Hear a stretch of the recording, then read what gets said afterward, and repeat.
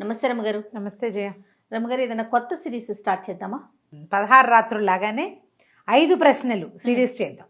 ఇప్పుడు మనం చెప్పబోయే 5 ప్రశ్నలు కూడా చాలా ఇంట్రెస్టింగ్గా ఉంటుంది. ఎలా రమ్మగారు? మన పూర్వ చింతామణి లాగా? అలాగే ఒక 5 రకాల ప్రశ్నలు, 5 ప్రశ్నలకి సమాధానాలు.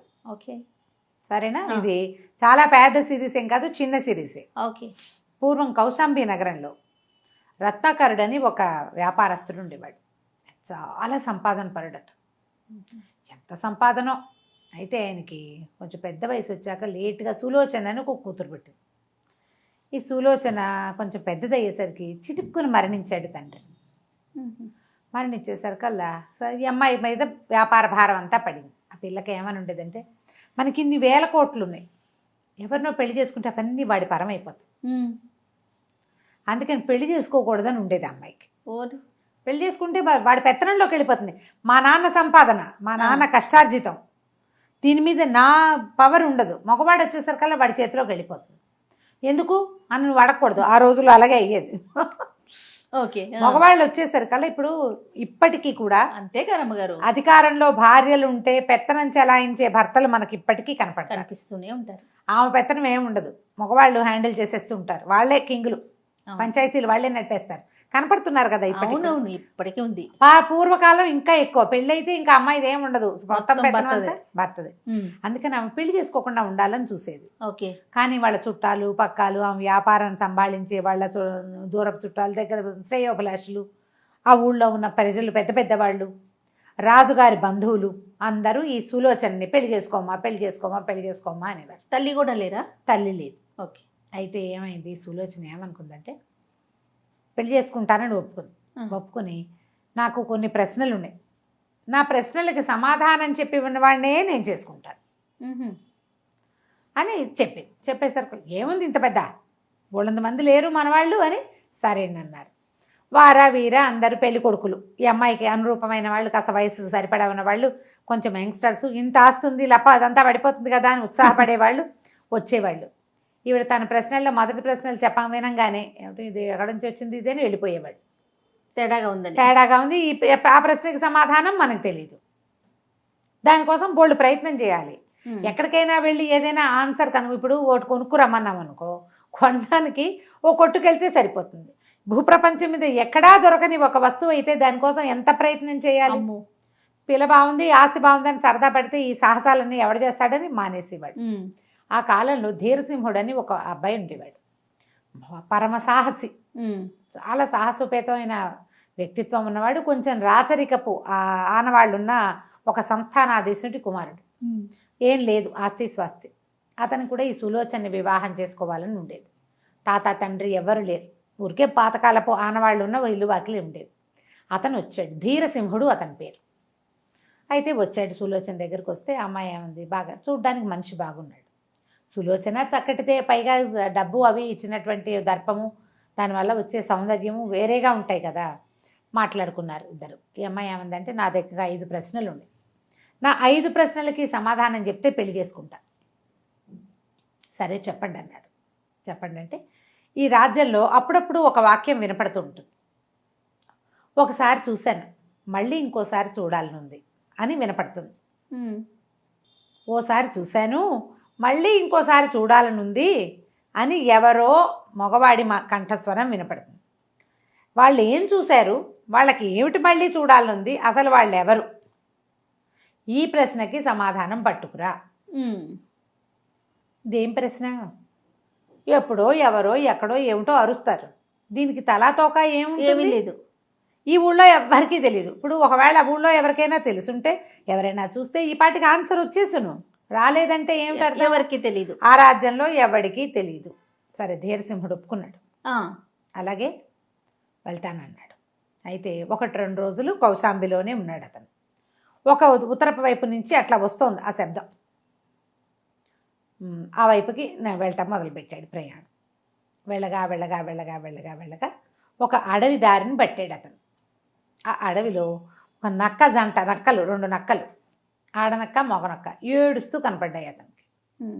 కనపడేసరికల్లా అతను అడిగాడు, ఎందుకు ఏడుస్తున్నారు ఏమిటి అంటే, నక్కల జంట ఏముందంటే, ఈ ముందు కొంచెం ముందుకెళ్తే ఈ అడవి చివర పెద్ద కొండ ఒకటి ఉంది, ఆ కొండ మీద గుహలో, పెద్ద కొండ కాదు, ఒక మాదిరి కొండ, గుహలో ఒక జంతువు ఉంది. దానికి మొహం మీద కొమ్ము ఉంటుంది, ఖడ్గమృగము ఏదో అంటారు దాన్ని. అది ఎంతసేపు మమ్మల్ని కుమ్మేస్తుంది.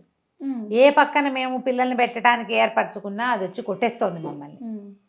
దాంతో ఆ దుఃఖం పడలేకపోతున్నాం. ఇప్పటికి 4-5 సార్లు బొరియలు తవ్వుకున్నాం. అది ఏం చేస్తే ఆ కొమ్ముతోటి ఆ బొరియల్ని కూడా కొట్టేస్తోంది అని చెప్పేశారు కదా. సరే నేను చూస్తానని ఇతను ఏం చేశాడు, ఇతను ఏంటంటే ఇతరులకి సహాయం చేసే గుణం అనమాట.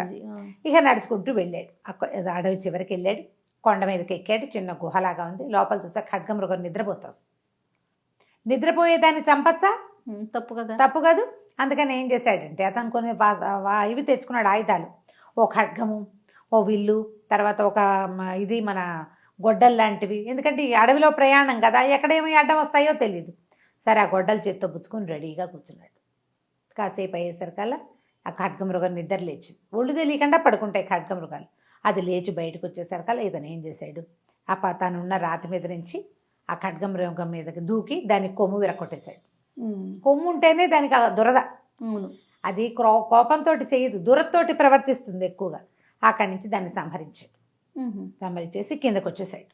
వచ్చి నక్కాల జంటకు చెప్పాడు, మీరేం బెంగపెట్టుకోకండి, దాన్ని చంపేశాను నేను, అది మీ జోలికి రాదు ఇంకా అని. నేను ఒక పని మీద బయలుదేరాను, నువ్వెవరు ఏమిటంటే నేను పని మీద బయలుదేరానని చెప్పేశారు కదా. అవేమన్నాయి, బాబు మేము కూడా అప్పుడప్పుడు వింటాం ఈ మాట, ఎవరో మాట్లాడుతున్నట్టుగా వినపడుతుంది.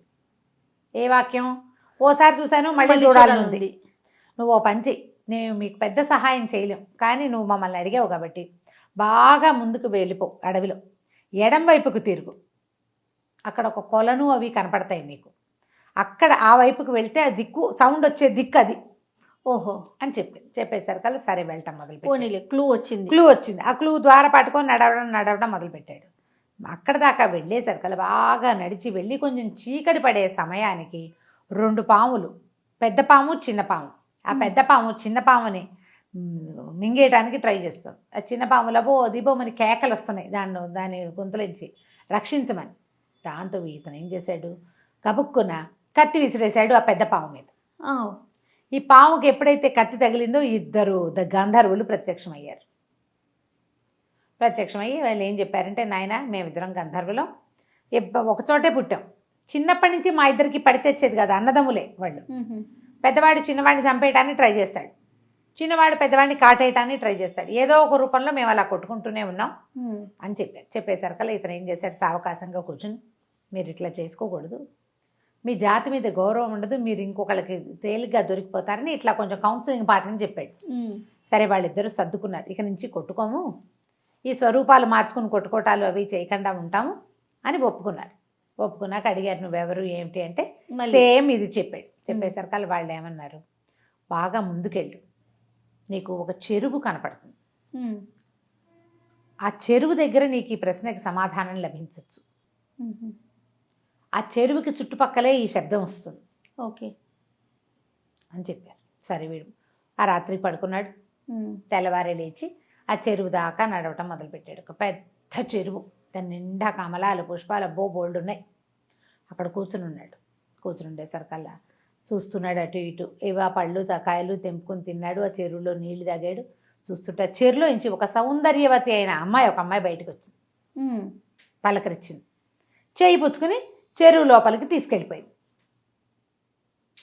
లోపలికి వెళ్ళేసరికల్లా అదొక పెద్ద ఉద్యానవనం, ఎన్ని చెట్లో ఎన్ని పువ్వులో ఎన్ని కాయలో ఎన్నో.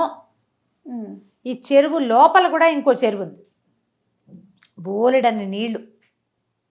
అక్కడి నుంచి అదొక పెద్ద భవనం ఉంది లోపల.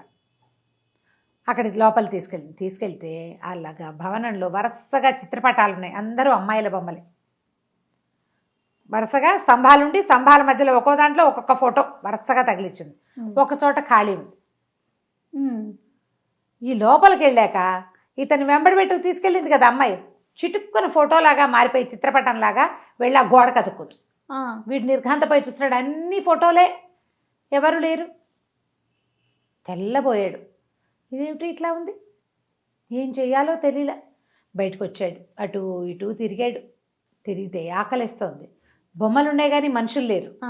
పెద్ద భవనం, బయట బోడి చెట్లు. ఇక ఎన్ని పళ్ళు కోసు తిన్నాడో, ఎన్ని నీళ్లు తాగాడో, ఎన్ని పళ్ళు తిన్నా కడుపు నిండిన ఫీలింగ్ ఉండదు, ఎన్ని నీళ్ళు తాగినా దాహం తీరదు.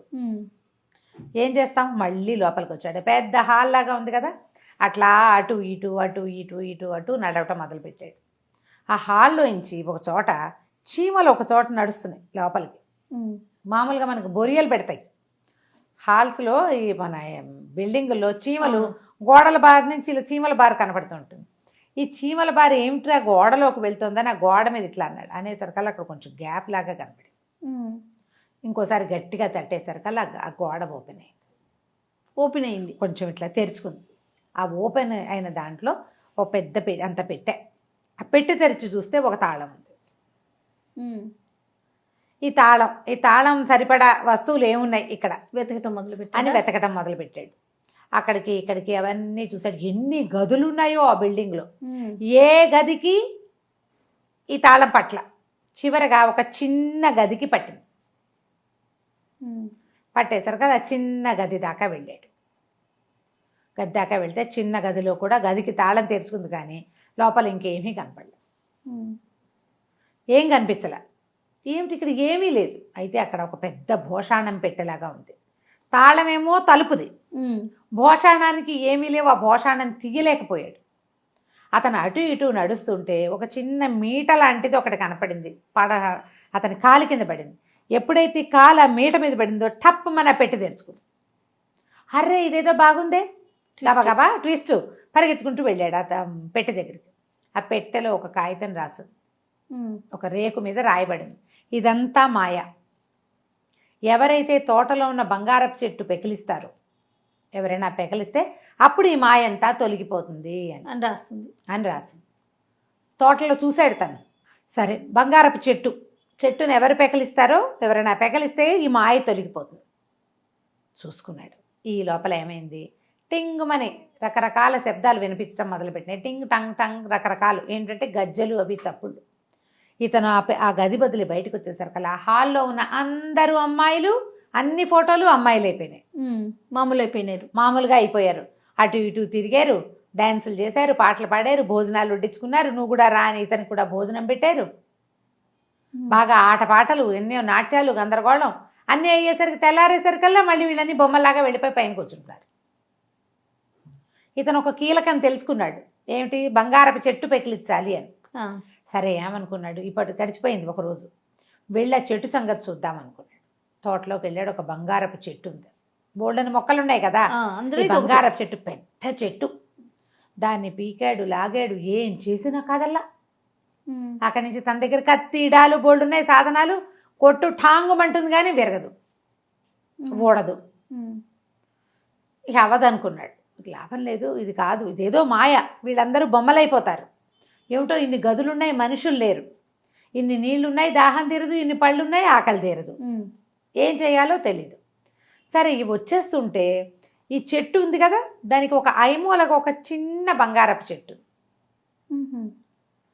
ఇదైనా ఇంత చిన్న చెట్టు అయినా వస్తుందో రాదో చూద్దామని వెళ్ళి దాని దగ్గరికి వెళ్ళి ఒక లాగు లాగాడు. లాగంగానే పెళ్ళాడుతో పెద్ద చెట్టు కాస్త పడిపోయింది. చిన్న చెట్టు లాగేసరికి పెద్ద చెట్టు పడింది. పడటం ఏమిటి, వెంటనే ఆ భవనం మాయమైపోయింది.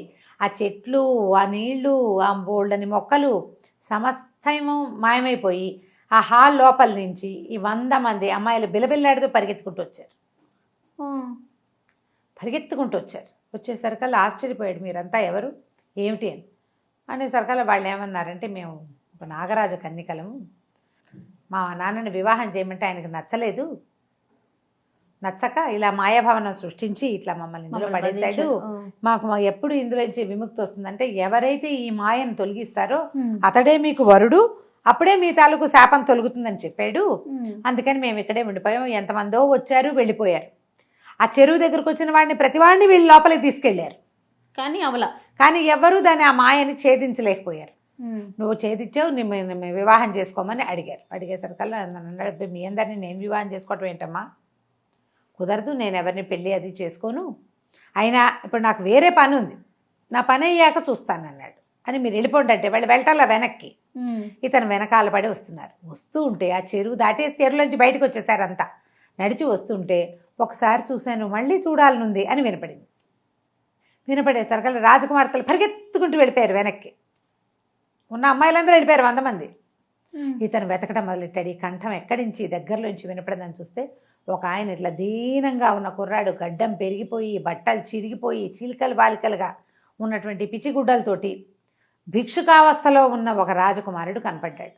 ఇతను పరిగెత్తుకుంటూ ఆయన దగ్గరికి వెళ్ళాడు. చెప్తున్నాడు, ఎవరినైనా ఏమిటి అంటే అతను ఏమన్నాడు, ఈ చెరువులో ప్రవేశించి ఆ మాయ భవనంలోకి వెళ్ళాను. ఆ 100 మంది రాజకుమార్తెల్లో ఒక అమ్మాయిని ప్రేమించాను. నేను చాలా నచ్చింది, ఆమెను వివాహం చేసుకోవాలనుకున్నా. మాయను ఛేదించలేకపోయాను. ఛేదించలేక చెరువులో నుంచి బయటకు వచ్చేసా. అప్పుడు చూడగానే ప్రేమించాను. నాకు చూడాలని ఉంది. మళ్ళీ ఎన్నిసార్లు పిలిచినా ఆమె ఏనాడు నాకు కనపడలేదు. నేనే రోజు అట్లా పిలుస్తానన్నాడు. అనేసరికల్లా ఇతను అన్నాడు, భలేవాడివి, ఆ మాయ అంతా తొలిగిపోయింది. వాళ్ళంతా ఇప్పుడు ఈ చెరువు పక్కన ఉన్న ఒక బిల్డింగ్లో ఉన్నారు. పదని ఈ రాజకుమారుని మోసుపోయి తీసుకెళ్ళాడు. అందులోకి తీసుకెళ్ళి ఆ రాజకుమార్తెలతో మాట్లాడి ఇతను ఎవరినైతే ప్రేమించాడో ఆ అమ్మాయినిచ్చి వివాహం చేసుకోవటానికి వాళ్ళని ఒప్పించేశాడు. వీళ్ళంతా పెళ్లి చేసుకుంటామని అడిగారు. మాయ ఛేదించిన వాడు మొగుడు కావచ్చు, మాయ ఛేదించిన వాడే కదా ఇంకో భర్తను తీసుకొచ్చాడు. వాళ్ళని ఒప్పించి వివాహం చేయించేశాడు. చేయించేసి రాజకుమారుడి రాజ్యానికి వాళ్ళని పంపేసి తన దారిని తను మళ్ళీ వెళ్ళాడు సులోచన దగ్గర.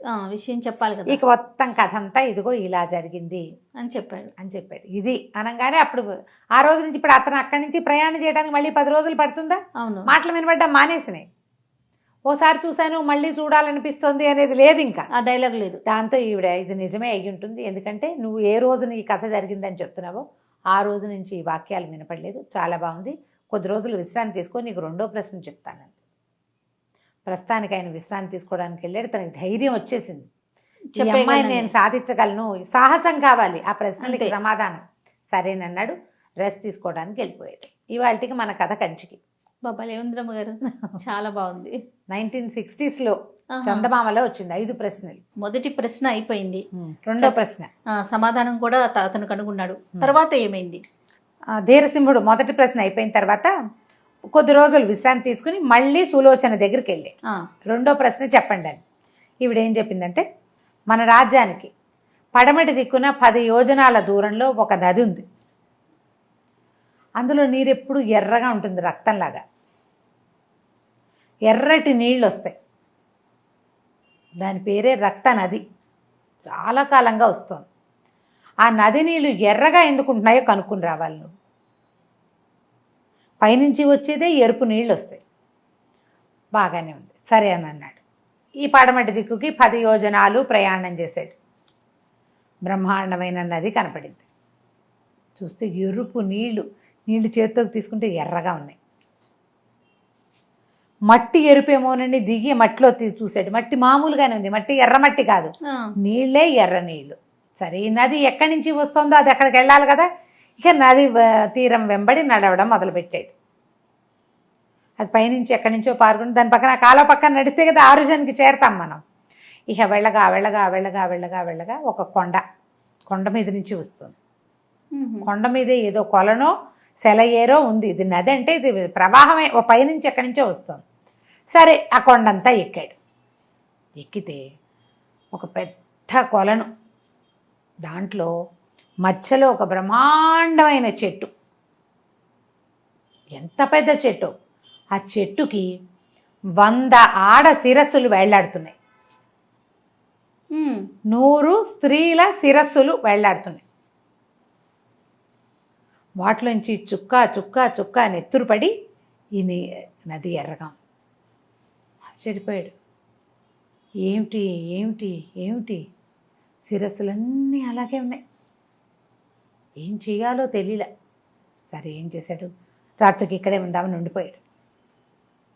తెల్లవారేసరికి ఈ 100 శిరస్సులు ఆడమనుషులుగా మారిపోయింది. చెట్టు మించి దిగేశారు అందరూ. ఆ నీళ్ళు ఎర్రగానే పోతున్నాయి కిందకి. పక్కపక్క నవ్వుతూ చక్కగా వంటలు చేసుకున్నారు, అది చేసుకున్నారు, ఇది చేసుకున్నారు. వీళ్ళలో మధ్యలో ఒక అమ్మాయి ఉంది, ఎంత అందంగా ఉందో. ఒక ఆవిడ యువరాణి, మిగిలిన వాళ్ళు ఆవిడకి చెలికత్తెలు. ఈయన్ని కూడా బంతికి పిలిచారు, రండి భోజనం చేద్దురు కానీ. మన ధీరసింహుడు కూడా పోయాడు, భోజనం చేశాడు. వాళ్ళందరూ ఆడారు, పాడారు, నాట్యం చేశారు, అది చేశారు, ఇది చేశారు, ఏదో చేశారు. ఇదంతా ఏమిటి అని అడిగితే ఎవ్వరూ సమాధానం చెప్పలే. చీకటి పడింది. చంద్రోదయం అవ్వంగానే మొత్తం 100 మంది అమ్మాయిలు మాయమైపోయారు. నెత్తురోడుకుంటూ 100 శిరస్సులు పోయి చెట్టుకు పట్టుకుని ఎన్ని రోజులు చూశాడో 5-6 రోజుల పైనే ఉన్నాడు. ప్రతిరోజు ఇదే గోల. తెల్లారేసరికి వచ్చేస్తారు, తిండి తినేస్తారు, పరిగెడతారు, ఆడతారు, చేస్తారు, ఇతనికి పెడతారు. సాయంత్రం అయ్యేసరికి మళ్ళీ చెట్టెక్కేస్తారు విత్ కట్టు శిరస్సులతో. ఇతను వాళ్ళని అడిగినా వాళ్ళ దగ్గర నుంచి సమాధానం లభించలేదు. సరే ఈయన ఏం చేశాడంటే అసలు చుట్టుపక్కల ఎవరైనా ఉన్నారేమో చూద్దామని ఆ కొండ కొమ్ముకి నడిచి వెళ్ళేసరికి ఒకసారి 1 వారం అయ్యాక సమాధానం రావట్లా. వాళ్ళనే అడిగి తెలుసుకోవాలనుకున్నాడు. చెప్పకపోతే ఏం చేస్తాడు పాపం. అయితే అక్కడ ఒక కొండ చివర ఒక చిన్న గుహలో ఒక ఋషీశ్వరుడు ఒక ఆయన తపస్సు చేసుకుంటున్నాడు. అతను ఏం చేశాడంటే ఆహారం నీళ్లు లేకపోతే పీడ బయలు కళ్ళు తెరిచేదాకా ఇక్కడే కూర్చుందామని అక్కడే ఉండిపోయి 3-4 రోజుల తర్వాత ఆయన కళ్ళు తెరిచే వరకు అక్కడే కూర్చున్నాడు. కళ్ళు తెరిచిన ఋషీశ్వరుడు ఈయన చూసి, ఆయన ధీరసింహ ఇంత దూరం వెతుక్కుంటూ వచ్చావా అన్నాడు. అనేసరికల్లా ఏం చేయను మహాశయ, ఇక్కడ ఇట్లా కనపడుతోంది, దీనికి సమాధానం తీసుకెళ్ళాలి నేను అనేసరికల్లా ఏం చెప్పాడు, కరుణాకరుడని ఒక ఐంద్రజాలికుడు ఉన్నాడు, మెజిషియన్. ఆయన కూతురు ఆ వాళ్ళలో కనపడుతున్నటువంటి సౌందర్యవతి అయిన స్త్రీ. మిగిలిన వాళ్ళంతా ఆమె చెలికత్తెలు. ఆమె యుక్త వయస్కురాలు అయ్యాక తండ్రిని వివాహం చేయమని అడిగితే తన తాలూకు వివాహం చేస్తే తన యొక్క డైనాసిటీ, తన వంశం ముందుకెళ్ళదని, ఆయన కుమారుడు లేరు, కూతురు ఒక్కతే ఉంది, పెళ్లి చేయకుండా ఉంచుకోవాలని భావించాడు ఆయన. వేరే వ్యక్తులు వచ్చేస్తారు తన రాజ్యంలో, కానీ ఆమెని మీద కోపంతో ఆమెని ఇట్లా చేసేసాడు. అవివాహితగానే ఉండిపోయింది. ఆమె చెలికత్తెలతో సహా ఇక్కడ ఉంటుంది. అతను సృష్టించిన మాయ ఇది. ఆయన ఇంద్రజాలికుడని చెప్పుకున్నాం కదా, ఈ ఇంద్రజాల మహేంద్రజాల విద్యలతోటి ఇట్లాంటివి చేస్తారు. అయితే ఇతని రాజ్యానికి వెళ్ళి అతన్ని సంహరిస్తే కానీ ఈ మాయలోంచి అమ్మాయి బయటపడదు. మరో దారి లేదు. కానీ అతని రాజ్యం వైపుకి వెళ్తుంటేనే నిన్ను అతను గుర్తుపట్టేస్తాడు. తన మాయ ఛేదించడానికి ఎవరో మనుషులు వస్తున్నట్టు ఆయనకి పుస్తకం, ఆయన దగ్గర ఒక మ్యాజిక్ బుక్ ఉంటుంది, అది రాసేస్తుంది ఎవడో వస్తున్నాడు అని. మరి ప్రయత్నం చేస్తానంటే చెయ్యి, ఎలాంటి ఇబ్బందులు వచ్చినా సరే అని ఈ ఒక మంత్రం చెప్పాడు. ఈ మంత్ర జపం చేస్తుంటే అతను నిన్నేం చేయలేడు. మంత్రాన్ని మాత్రం వదిలిపెట్టబోక, మంత్రం వదిలిపెట్టావా నీకు ప్రమాదం వస్తుంది అన్నాడు. సరే ఓకే అనుకుని ఈయన ఏం చేశాడు, ఆయన దగ్గర ఆయన దండం పెట్టి ఆయన తన గురువుగా స్వీకరించి ఆ మంత్ర స్వీకారం చేశాడు. ఆ మంత్రం పునశ్చరణ చేసుకుంటూ బయలుదేరితే ఎట్లా వెళ్ళాలి దారి తెలిసింది. ఆయన చెప్పాడు, ఫలానా రకం నువ్వు మంత్రం చెప్పండి నీకు దారి కనపడుతుంది అని. వెళితే అది ఎంత విచిత్రమైన దేశమో ఆ ప్రాంతం. వెళ్తే పులులు, సింహాలు, పాములు ఎంతసేపు ఇతని మీదకి వచ్చేస్తాయి. రకరకాల ఇబ్బందులు. అక్కడ పెద్ద మంట వస్తుంది ఒకేసారి. జపం చేస్తుంటేనే ఆ మంత్రం ఇప్పుడు సడన్ గా మంట వచ్చింది అనుకో, జపం చేయరు, హడిలిపోతారు. ఆ మంట మీదకి వచ్చేస్తుంది. జపం చేస్తే మంట ఆగిపోతుంది. అట్లా అయిందనమాట. ఏదో మొత్తానికి అంతా ఛేదించి చీట చివరికి ఆ ఊళ్ళోకి ప్రవేశించాడు. అక్కడి నుంచి ఏమైంది, ఇతన్ని తెలుసుకున్నాడు ఆయన, వీడెవడో వచ్చేసాడని. ఆయన ఏం చేశాడంటే ఆ కరుణాకరుడు అన్నవాడు, ఆ ఇంద్రజాలికుడు కొంత సైన్యాన్ని పంపించి ఇతన్ని బంధించి చెరసాల్లో వేసేసాడు. నా మంత్రాన్ని మాయని ఛేదించడానికి వచ్చాడు వీడు. లోపల పెట్టేసరికల్లా ఈ మధ్య దారిలో అతను రకరకాల ప్రాంతాలను చూసుకుంటూనే వెళ్ళాడు. కానీ నేను ప్రధాన కథలోకి వెళ్ళిపోతున్నాను. ఓకే. అయితే ఏమైంది, లోపలికి ఊళ్ళో చెరసాల్లో పడేసేసరికల్లా ఆ చెరసాల కాపలవాడు ఒక కుర్రాడు. ఇతను అసలు ఏమిటి ఈ మాయ ఏమిటి, ఈ లోకం ఏమిటి, ఈ ఇంద్రజాలం ఏమిటి, ఈ ఘోష ఏమిటి అని ఎంతసేపు అతన్ని అడుగుతూ ఉండేవాడు. అడుగుతుంటే సుధాకరుడు అన్నాడు, మంత్రజాలం మొదటి నుంచి ఉందండి, చాలా చేస్తారు. ఆయన ఒక సొంత లోకం సృష్టించుకున్నాడు. ఆయన సంగతి మీకేం తెలుసు? ఆయన లోకంలో ఆయన ఇంద్రుడు, ఆయన చంద్రుడు, ఆయన సూర్యుడు అన్నీ ఆయనవే. టైం మెషిన్ ఉంది, అందులో ప్రయాణించేందుకు కూడా ఆయనదంతా ప్రత్యేకమైన వ్యవహారం. అందులోకి రెండో వాళ్ళ చొరబాటుని అతను సహించడు. నిజానికి రాజకుమార్తె మహాసౌందర్యవతి. ఈ ఊళ్ళో చాలామంది ఆమెను వివాహం చేసుకోవాలనుకున్నారు, ఈయన పన్నివల.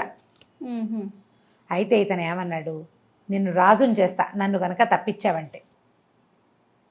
ఈ మొత్తం రాజ్యానికి ఈయన ఇంద్రజాలికుడు అవటం వల్ల అక్కడ ఎవరిని మరణించనివ్వడు.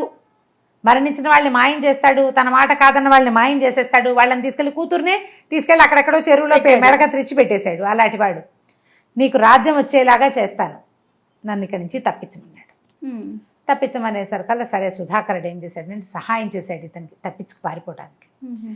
ఈ కారాగారంలో నుంచి బయటకు వచ్చేసాక ఈయన ఒక ప్రత్యేకంగా ఒక ఆకాశాన్ని దాన్ని సృష్టించి పెట్టాడు కదా, టైం మెషిన్ లాంటిది. ఉమ్. అందులోకి ప్రవేశిస్తే అక్కడ వేరే ఆకాశం, వేరే సూర్యుడు, వేరే చంద్రుడు, వేరే గ్రహాలు, ఆ వ్యవహారం చాలా ఉందన్నమాట. అందులోకి వెళ్ళిపోయాడు ఇతను ఆ సుధాకరుడి ద్వారా దారి తెలుసుకుని. ఆ వెళ్ళేసరికల్లా ఇతనికి తెలిసిపోయింది కరుణాకరుడికి తన ప్లేస్లోకి ప్రవేశించారని. ఇతను జైల్లో ఉన్నంతసేపు ఆ మంత్రాన్ని వదిలిపెట్టకుండా పునశ్చరణ చేసేసరికి ఇతనికి కొంత శక్తి మొదలైంది. అక్కడి నుంచి ఇక ఆయన అస్త్రం వేస్తాడు, వీడు అస్త్రం వేస్తాడు, ఆయన అది చేస్తాడు, ఈయన ఇది చేస్తాడు. మొత్తానికి భీకర సంగ్రామం జరిగింది.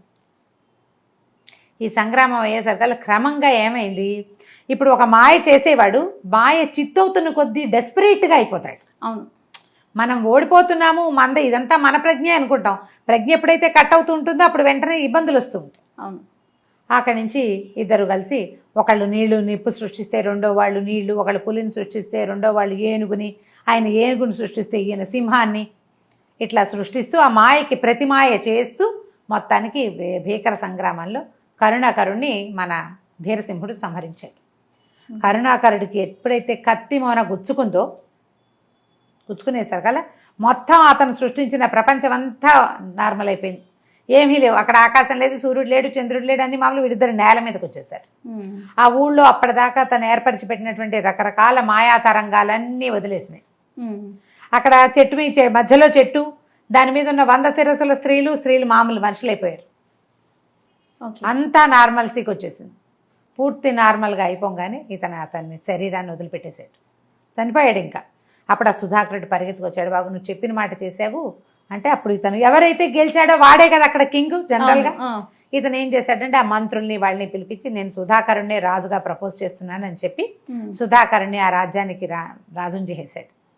మళ్ళీ వెనక్కి నడుచుకుంటూ ఆ ఋషీశ్వరుని దర్శనం చేసి, అయ్యా మీ వల్ల నాకు ఇది లభించిందండి అని చెప్పి ఆయనకు దండం పెట్టి ఈ రాజకుమార్తెలు అతని దగ్గరకు వచ్చింది.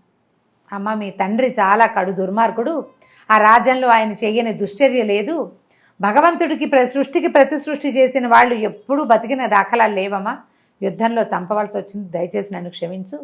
సుధాకరుడు ఆ రాజ్యానికి రాజు చేశాను అతన్ని, నువ్వు అతన్ని వివాహం చేసుకో, ఆ రాజ్యం నీది, నీ తండ్రిది, అతను రాజుగా ఉంటాడు, నువ్వు యువరాణిగా రాణిగా ఉండొచ్చు అని చెప్పి ఆ అమ్మాయికి చెప్పేసి సారీ చెప్పేసి మళ్ళీ ఈ రక్తనది పక్క నుంచి నడిచి వెళ్ళిపోవటం మొదలుపెట్టాడు. రక్తనది ఎప్పుడైతే ఈ శిరస్సులు పోయినాయో నీళ్లు నార్మల్గా అయిపోయినాయి, నెత్తురు లేదుగా అందులో, రక్తం పడట్లేదు కదా, నడుచుకుంటూ పోయాడు. ఈ 10 యోజనాలు నడిచి అక్కడి నుంచి సులోచన దగ్గరికి వెళ్ళాడు. వెళ్ళి ఇది కథ అంతా చెప్పాడు, ఇట్లా ఇట్లా జరిగింది, ఇలాంటి విచిత్రాలు ఉన్నాయి లోకంలో. చెప్పేసరికల్లా ఆవిడంది, అవును ఇప్పుడు నీళ్లు తెల్లగా ఉన్నాయని కబురు వచ్చింది నాకు, నువ్వు చెప్పిన కథ నిజమే అయి ఉంటుంది. ఆవిడికి తెలీదు. ఓకే, అక్కడ నది నీళ్లు నార్మల్ అయినాయంటే ఇతను చెప్పే కథ నిజం అవ్వాలి. కొన్ని సంవత్సరాల నుంచి ఎర్రటి నీళ్ళు వస్తున్నాయి, అందులో రక్త నది మామూలు నది అయిపోయింది. విశ్రాంతి తీసుకోండి 4 రోజులు, 3వ ప్రశ్న మళ్ళీ చెప్తానండి. 3వ దానికి వెళ్దాం. సరే, 2వ ప్రశ్నకు సమాధానం చెప్పాక కొద్ది రోజులు విశ్రాంతి తీసుకున్నాడు ధీరసింహుడు. ఓ రోజు సులోచన కలవడానికి వెళ్ళాడు. 5 ప్రశ్నలు అంది కదా, 3వ ప్రశ్న ఏమిటో చెప్పన్నాడు. సరే, ఆవిడకి కొంచెం సానుకూల దృక్పథం వచ్చింది ఇతని మీద. ఏమందంటే, ఎక్కడి నుంచో ఒక అరుపు వినపడుతుంటుంది అమావాస్య నాడు. అయ్యో అమావాస్య కూడా, ఈ అమావాస్య కూడా వెళ్ళిపోయిందే, ఒక మంచి పని చేయలేదే అని వినపడతాయి. చాలామంది వింటుంటారు, వినిపిస్తుంది. అది మన ఊళ్ళో వినపడదు కానీ మన దేశంలో వినపడుతుంది. అక్కడెక్కడికో వెళ్ళినప్పుడు విన్నాను నేను. ఆ మాటలు ఎవరన్నారు అని చెప్పనా, ఆ మాటలు ఎవరంటున్నారు, ఎందుకు అది కనుక్కోమన్నాడు. కనుక్కోమంది అమ్మాయి. కనుక్కోమనగానే సరే ఇతను ఒప్పుకున్నాడు. బయలుదేరి వెళ్ళటం మొదలుపెట్టాడు. అది ఎక్కడి నుంచి వస్తుంది, దక్షిణ దిక్కు నుంచి వస్తోంది వీళ్ళ రాజ్యానికి. ఇక ఏదో ఓ గుర్రం వేసుకున్నాడు, బయలుదేరటమే, నడుస్తూ వెళ్ళటమే. అట్లా వెళ్ళగా ఏమైంది, సరే చాలా వెళ్ళిన తర్వాత ఒక చీకటి పడిపోతుంది, కానీ దూరంగా ఒక నగరం కనపడుతుంది. అడవిలో ఉండటం ఎందుకు, ఇంకాసేపు కనుక ప్రయాణం చేసి ఆ మొత్తం చీకటి పడిపోయింది, ఇంకొక గంటకి ఆ ఊళ్ళో చేరిపోతే ఏదో తిండి తిప్పలు హాయిగా కుదురుతాయి. ఇలా ఏదో వాడు తెచ్చుకునేది మధ్యదారిలో ఉన్నది ఇంత తినే బదులు ఎక్కడైనా విశ్రాంతిగా మంచి చోట ప్రశాంతంగా పడుకుంటే రేపటి ప్రయాణం బాగుంటుంది. ఎవరైనా అదే ఆలోచిస్తారు. ఇతను ఆ నగరం దగ్గరికి వెళ్ళేసరికల్లా కొంతమంది భటులు వచ్చి పట్టుకున్నారు. ఏమిటి యాత్రికులను పట్టుకుంటారా ఈ ఊళ్ళో, ఏమిటి ఏమిటి అన్నాడు. ఎవరు దొరికినా సరే రాజుగారి దగ్గరికి వెళ్ళాల్సిందే అన్నారు. ఆ రాత్రి అతన్ని పట్టేశారు, ఎక్కడో కొట్లో పెట్టారు. ఇతని దగ్గరున్న తిండి కూడా అతన్ని తిన్నివ్వల. మర్నాడు పొద్దున రాజుగారి దగ్గర ప్రవేశపెట్టారు.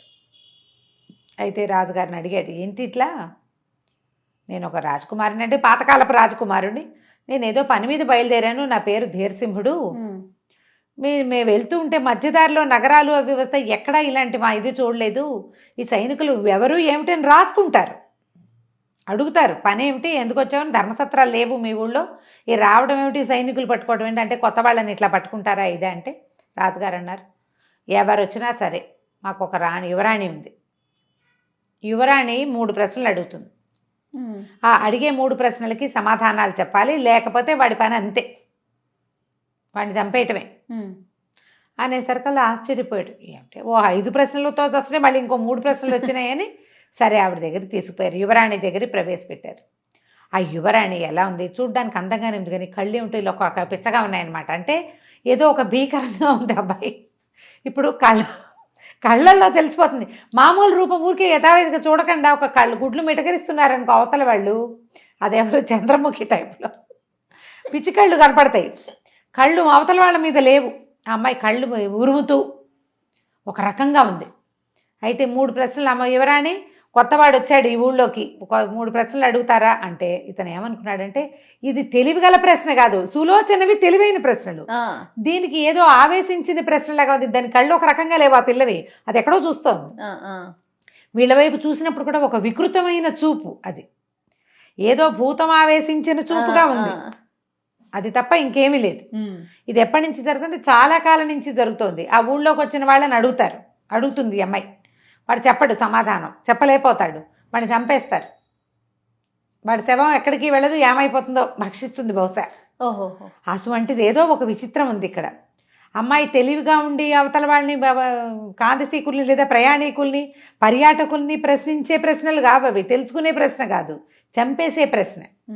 సరే అన్ని ఫలాల్లోకి ఉత్తమమైన ఫలం ఏమిటో చెప్పు నాకు అంది. అనేసరికి వీడు ఆలోచించాడు, మామిడి పండు జామ పండు అంటే కాదు, దానిమ్మ పండు నాకు ఇష్టం అంటుంది. ఉత్తమమైన పండు జామ పండు అని చెప్పాడు అనుకో, మామిడి పండు అనొచ్చు. ఆలోచించుకుని సంతాన ఫలం అన్నిటికంటే ఉత్తమమైన ఫలం అని చెప్పాడు. సూపర్. మాట్లాడలే, ఇంకా అవకాశం లేదు, ఇంకా అవకాశం లేదు, నిశ్శబ్దంగా ఊరుకుంది. సరే 2వ ప్రశ్న అడగమన్నాడు. అడగమంటే ఈవిడ ఏమడిగింది, ఎవ్వరూ కోరుకోరు దాన్ని, కానీ అందరూ అనుభవించాల్సిందే, ఏమిటో చెప్పు. ఆలోచించి మరణం అని చెప్పాడు. మరణాన్ని ఎవరైనా కోరుకుంటారా? భలే ప్రశ్న అండోయ్. తప్పక అనుభవించవలసిందే, మరణించకుండా ఎవరుంటారు భూమి మీద. రాజకుమారి మాట్లాడలే, కామ్గా చూస్తుంది. సీమంతిని రాజకుమారి పేరు ఇప్పుడు గుర్తొచ్చింది, ఇందాక నుంచి మర్చిపోయి ఏమిటో దాని పేరని. 3వ ప్రశ్న అడగమన్నాడు. 3వ ప్రశ్న, ఇది ఉంటే అన్నీ ఉన్నట్టే, అది లేకపోతే అన్నీ ఉన్నా ఏమీ లేనట్టే, అదేమిటో చెప్పు. ఆ ప్రశ్న చూడు, ఇది ఉంటే ఏది ఉంటే అన్నీ ఉన్నట్టు, ఏది లేకపోతే అన్నీ ఉన్నా ఏమీ లేనట్టు ఏమిటో అది చెప్పమన్నా కానీ బుద్ధి అని చెప్పాడు. బుద్ధి ఉంటే ప్రతివాడు ఎక్కడైనా ఎలాగైనా బతికేస్తాడు, అన్నీ ఉన్నట్టే. వాడి దగ్గర బోల్డ్ డబ్బున్నా వాడికి బుద్ధి లేకపోయాక ఇంకేముంది, మందబుద్ధి అయితే అదే కదా. అనగానే కెవ్వమని కేక పెట్టింది రాజకుమారి. పక్క నవ్వింది, కేకలు పెట్టింది, పడిపోయింది డామని. ఆమె ఒంట్లోంచి ఒక నల్లటి పొగలాంటి రూపం ఒకటి బయటకు వచ్చింది. వీళ్ళు చూస్తుండగానే అది గాల్లోకి వెళ్ళిపోయింది. ఒక 10 నిమిషాలు అయ్యాక ఆ రాజకుమారి లేచి కూర్చుంది. ఇక్కడున్నా నేను నాన్న ఎవరు ఇతను, ఎవరో మగవాళ్ళ ముందు నుంచోబెట్టావు నన్ను అన్నట్టు ప్రశ్నించడం మొదలుపెట్టి. రాజుగారు, అమ్మయ్య మా పిల్ల నేను నాళ్ళ నుంచో పీడిస్తోంది నాయన, ఇదేదో ఎక్కడికో వెళ్ళారు దీనికి వ్యాఖ్యాళ్ళకి, అంటే సాయంకాలాలు ఆడుకోవడానికి ఉద్యానవనాలకి, అడవుల్లోకి, ఉద్యానవనాల్లో తిరిగినట్టుగా అడవుల్లో తిరిగింది, మా పిల్ల ఒంట్లోకి ఏదో ఆవేశించింది, అప్పటి నుంచి ఈ ప్రశ్నలు అంటుంది, సరిగ్గా ఉండదు, పిచ్చి చూపులు చూస్తుంది, చచ్చిపోయిన వాళ్ళ శవాలు ఏమైపోయినాయో తెలీదు, అది ఏదో భూతం ఈ అమ్మాయి ఒంట్లో ఉంది. ఆ ప్రశ్నలకు సమాధానాలు చెప్పలేరు, అందరూ ఆలోచించలేరు, ఎక్కడో చోట తొట్టుపడతారు, పడంగానే ఇది పట్టేసుకుంటుంది, వాళ్ళని చంపించేస్తుంది. మా రాజుగారు చాలా సంతోషించాడు, బాబు నీ వల్ల నాకు ఇది వచ్చింది, మా పిల్ల బతికి బాగుపడిందని సంతోషించాడు.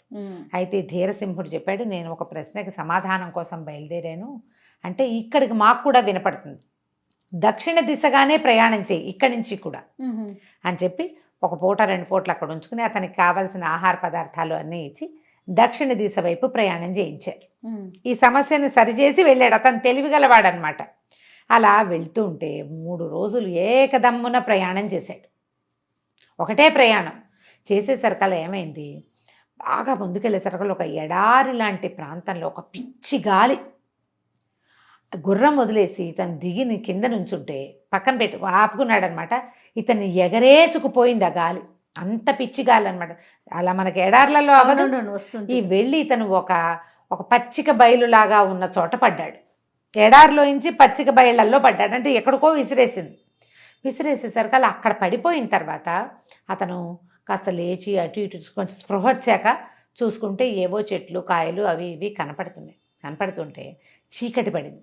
ఇప్పుడు ఇతనికి ప్రశ్న ఏమడిగింది అమ్మాయి, అమావాస్య నాడు వినపడుతుంది అంది. అమావాస్యకు ఒక 10-18 రోజులు ఉండగా బయలుదేరాడు. కరెక్ట్గా ఇంచుమించుగా ఆ సమయానికే అతను చేరాడు. ఈ పచ్చిక బయలులాగా ఉన్న ప్రాంతంలో చుట్టూత గోరీలు ఉన్నాయి, అంటే ఇవి ఉన్నాయి, ఏమంటారు వాటిని, కొన్ని మన చనిపోయిన తర్వాత ఇవి పైన ఇవి కడతారు కదా, సమాధులు ఉన్నాయి. ఎంతో మంది సైనికులు లాంటి వాళ్ళు రావటం మొదలుపెట్టారు అక్కడికి. అందరూ సైనిక దుస్తుల్లోనే ఉన్నారు. ఆ గోరీల్లోంచి వచ్చారా ఎక్కడి నుంచి వచ్చారో ఇతనికి అర్థం కాల, కానీ వచ్చేసరికల్లా వాళ్ళల్లో ఆ వచ్చిన వాళ్ళంతా మంచి మంచి బట్టల్లో చక్కగా ఉన్నారు, అధికారుల్లాగా. ఒక ముసలివాడు చింకి గుడ్డలతోటి ఉన్నటువంటి ఒక బిచ్చగాడు కూడా వచ్చాడు వాళ్ళతో పాటు. వచ్చిన వాళ్ళంతా బారులు తీరి కూర్చున్నారు. ఎక్కడి నుంచి వచ్చాయో తెలియదు కానీ బోల్డ్ అన్ని పెద్ద పెద్ద పళ్ళేలు, బంగారపు పళ్ళేలు వరుసగా అందరి ముందు ఉన్నాయి. అందరి ముందు పళ్ళేలే. అక్కడి నుంచి ఆహారం వచ్చేసింది గాల్లో నుంచి. చూస్తూనే ఉన్నాడు. అన్ని పళ్ళేల్లోనూ వడ్డిచ్చేశారు. ఆ ఉన్న సైనికుల్లో 2-3 రాబోయ్ దా మాతో పాటు భోజనం చేద్దుగానని పిలిచాడు. అప్పటిదాకా భయంగా ఒక పక్కన ఉన్నాడు, మనిషి ఉన్నాడని తెలుసు వాళ్ళకి. పిలిచేసరికల్లా తను కూడా పోయి కూర్చున్నాడు ఒక ఖాళీగా ఉన్న కంచం ముందు. అందరి కంచాల్లో షడ్రసోపేతమైన ఆహారాలు వడ్డిచ్చున్నాయి, తన కంచంలోనూ ఉన్నాయి. అటు ఇటు చూస్తే కొంచెం అవతలగా ముసలి బిచ్చగాడిలా ఉన్నాడు కదా, చింకి గుడ్డలతో ఆయన కూర్చుని ఉన్నాడు. ఆయన ముందు ఒక బొచ్చుంది, సత్తుది, దాని నిండా సొట్టలు, దాంట్లో రాళ్ళు రప్పలు గడ్డి వడ్డిచ్చున్నాయి. వీళ్ళందరూ చక్కటి పదార్థాలు తింటున్నారు. అతను ఏం చేస్తాడు, వాటిని చూస్తూ కూర్చున్నాడు. ఇదేమిటి ఇతనికి ఎందుకు లేవు అని చెప్పి గబుక్కుని లేచి తన పళ్ళెంలో తీసి అతని పళ్ళెంలో పెట్టాడు. వెంటనే అది మట్టిగా మారిపోయింది. అతను అడిగాడు తిన్నాక అందరినీ, ఇలా ఎందుకు అయింది, ఇతను ఎందుకు ఇట్లా ఉన్నాడు, ఇతనికి ఎందుకు భోజనం సరిగా రావట్లేదు, మీ అందరికీ ఎందుకు వచ్చింది, అసలు మీరెవరు అంటే, ఇదంతా భగవంతుడి నిర్ణయం, మేము చేయగలిగేదేం లేదు, అమావాస్య నాడు మేము ఇక్కడ తింటాం, ఇట్లా ఎవడు తెచ్చుకున్నది వాడు తింటాడు ఇక్కడ అమావాస్య నాడు అని చెప్పారు. చెప్తే ఆ పిచ్చగాడు ఆ పళ్ళెని చేతపుచ్చుకుని, అయ్యో ఒక్క మంచి పని కూడా చేయకుండా అమావాస్య మళ్ళీ గడిచిపోయిందే అన్నాడు గట్టిగా. ఈ మాటలే చెప్పింది సులోచన. అమావాస్య కూడా వెళ్ళిపోయింది, ఈ అమావాస్య కూడా వెళ్ళిపోయింది, ఒక్క మంచి పని కూడా చేయలేదు నేను అని. అప్పుడు ఇతను ఏం చేశాడంటే ఆ బిచ్చగాడి దగ్గరికి వెళ్ళి కూర్చున్నాడు.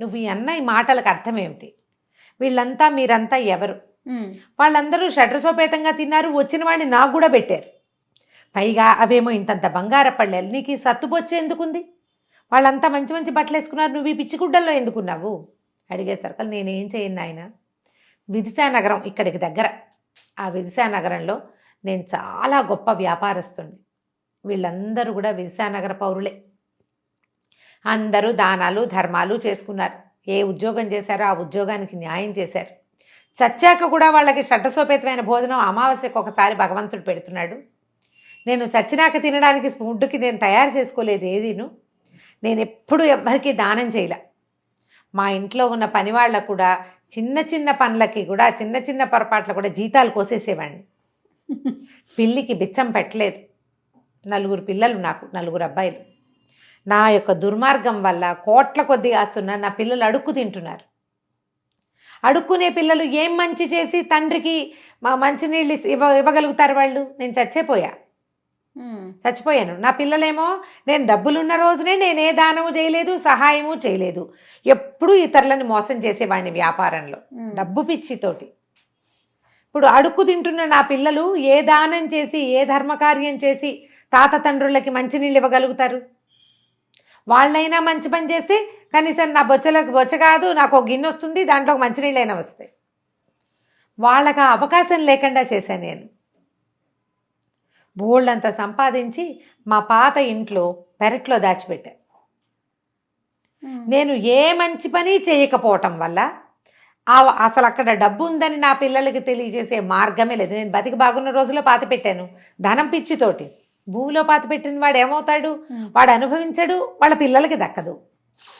ఎవడో అదృష్టవంతుడికి అది దక్కుతుంది. ఇంకా అదృష్టవంతులు ఎవరు రాలా. నా ధనం అంతా అక్కడే ఉంది. నా పిల్లలు రోడ్ల మీద అడుక్కుంటున్నారు. అమావాస్య లోపల ఒక మంచి పని చేస్తే నాకు బొచ్చలోకి అన్నం వస్తుంది, నా పిల్లలకి బతుకు వస్తుంది. ప్రతి అమావాస్య వెళ్ళిపోతుంది, నేనేమీ చేయలేను. నన్ను ఆదుకునేందుకు ఎవ్వడూ రాడు. ఇవాళ నా అదృష్టం కొద్దీ నువ్వు వచ్చావన్నాడు. అనేసరికల్లా సరే ఇతను ఏమన్నాడు, ఎక్కడ దాచిపెట్టావో చెప్పు, నేను నీ పిల్లలకి చెప్తానన్నాడు. అప్పుడు అతను విజయనగరంలో తన ఇల్లు గుర్తులు చెప్పాడు. అక్కడ ఆ 4 గోడల మధ్యలో కార్నర్స్లో పెట్టా. పెరట్లో వాళ్ళ వాకిట్లో అలా 4 గోడలు ఉంటాయి, మధ్యలో ఒక్కొక్క చతురస్రం గీయాలి కరెక్ట్గా కొలిచి. ఆ చతురస్రంలో 4 కార్నర్లలోనూ నేను బంగారం దాచిపెట్టానని చెప్పాడు.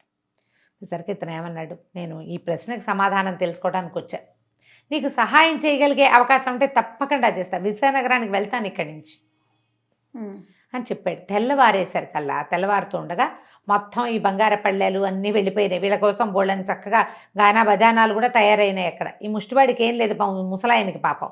మిగిలిన వాళ్ళందరూ హాయిగా అన్నీ తాగుతూ తిరుగుతూ ఎంజాయ్ చేస్తూ ఉన్నారు. ఇతను మాత్రం అలాగే బొచ్చలు పెట్టుకుని కూర్చున్నాడు, మట్టి రాళ్ళు చూసుకుంటూ. ఈ కథ అంతా విని మర్నాడు అక్కడి నుంచి ప్రయాణం చేసి ఇతను విదిశా నగరానికి వెళ్ళాడు. వెళ్ళి ఈ ఎక్కడున్న ముష్టి అయిన తాలూకు పిల్లల్ని వెతకడం మొదలుపెట్టాడు. వెతికి పట్టుకోవాలి కదా. ఇక ఊరంతా వెతికి ఒకరిని పట్టుకుంటే వాడు తన 4 అన్నదమ్ముల్ని పట్టుకొచ్చాడు.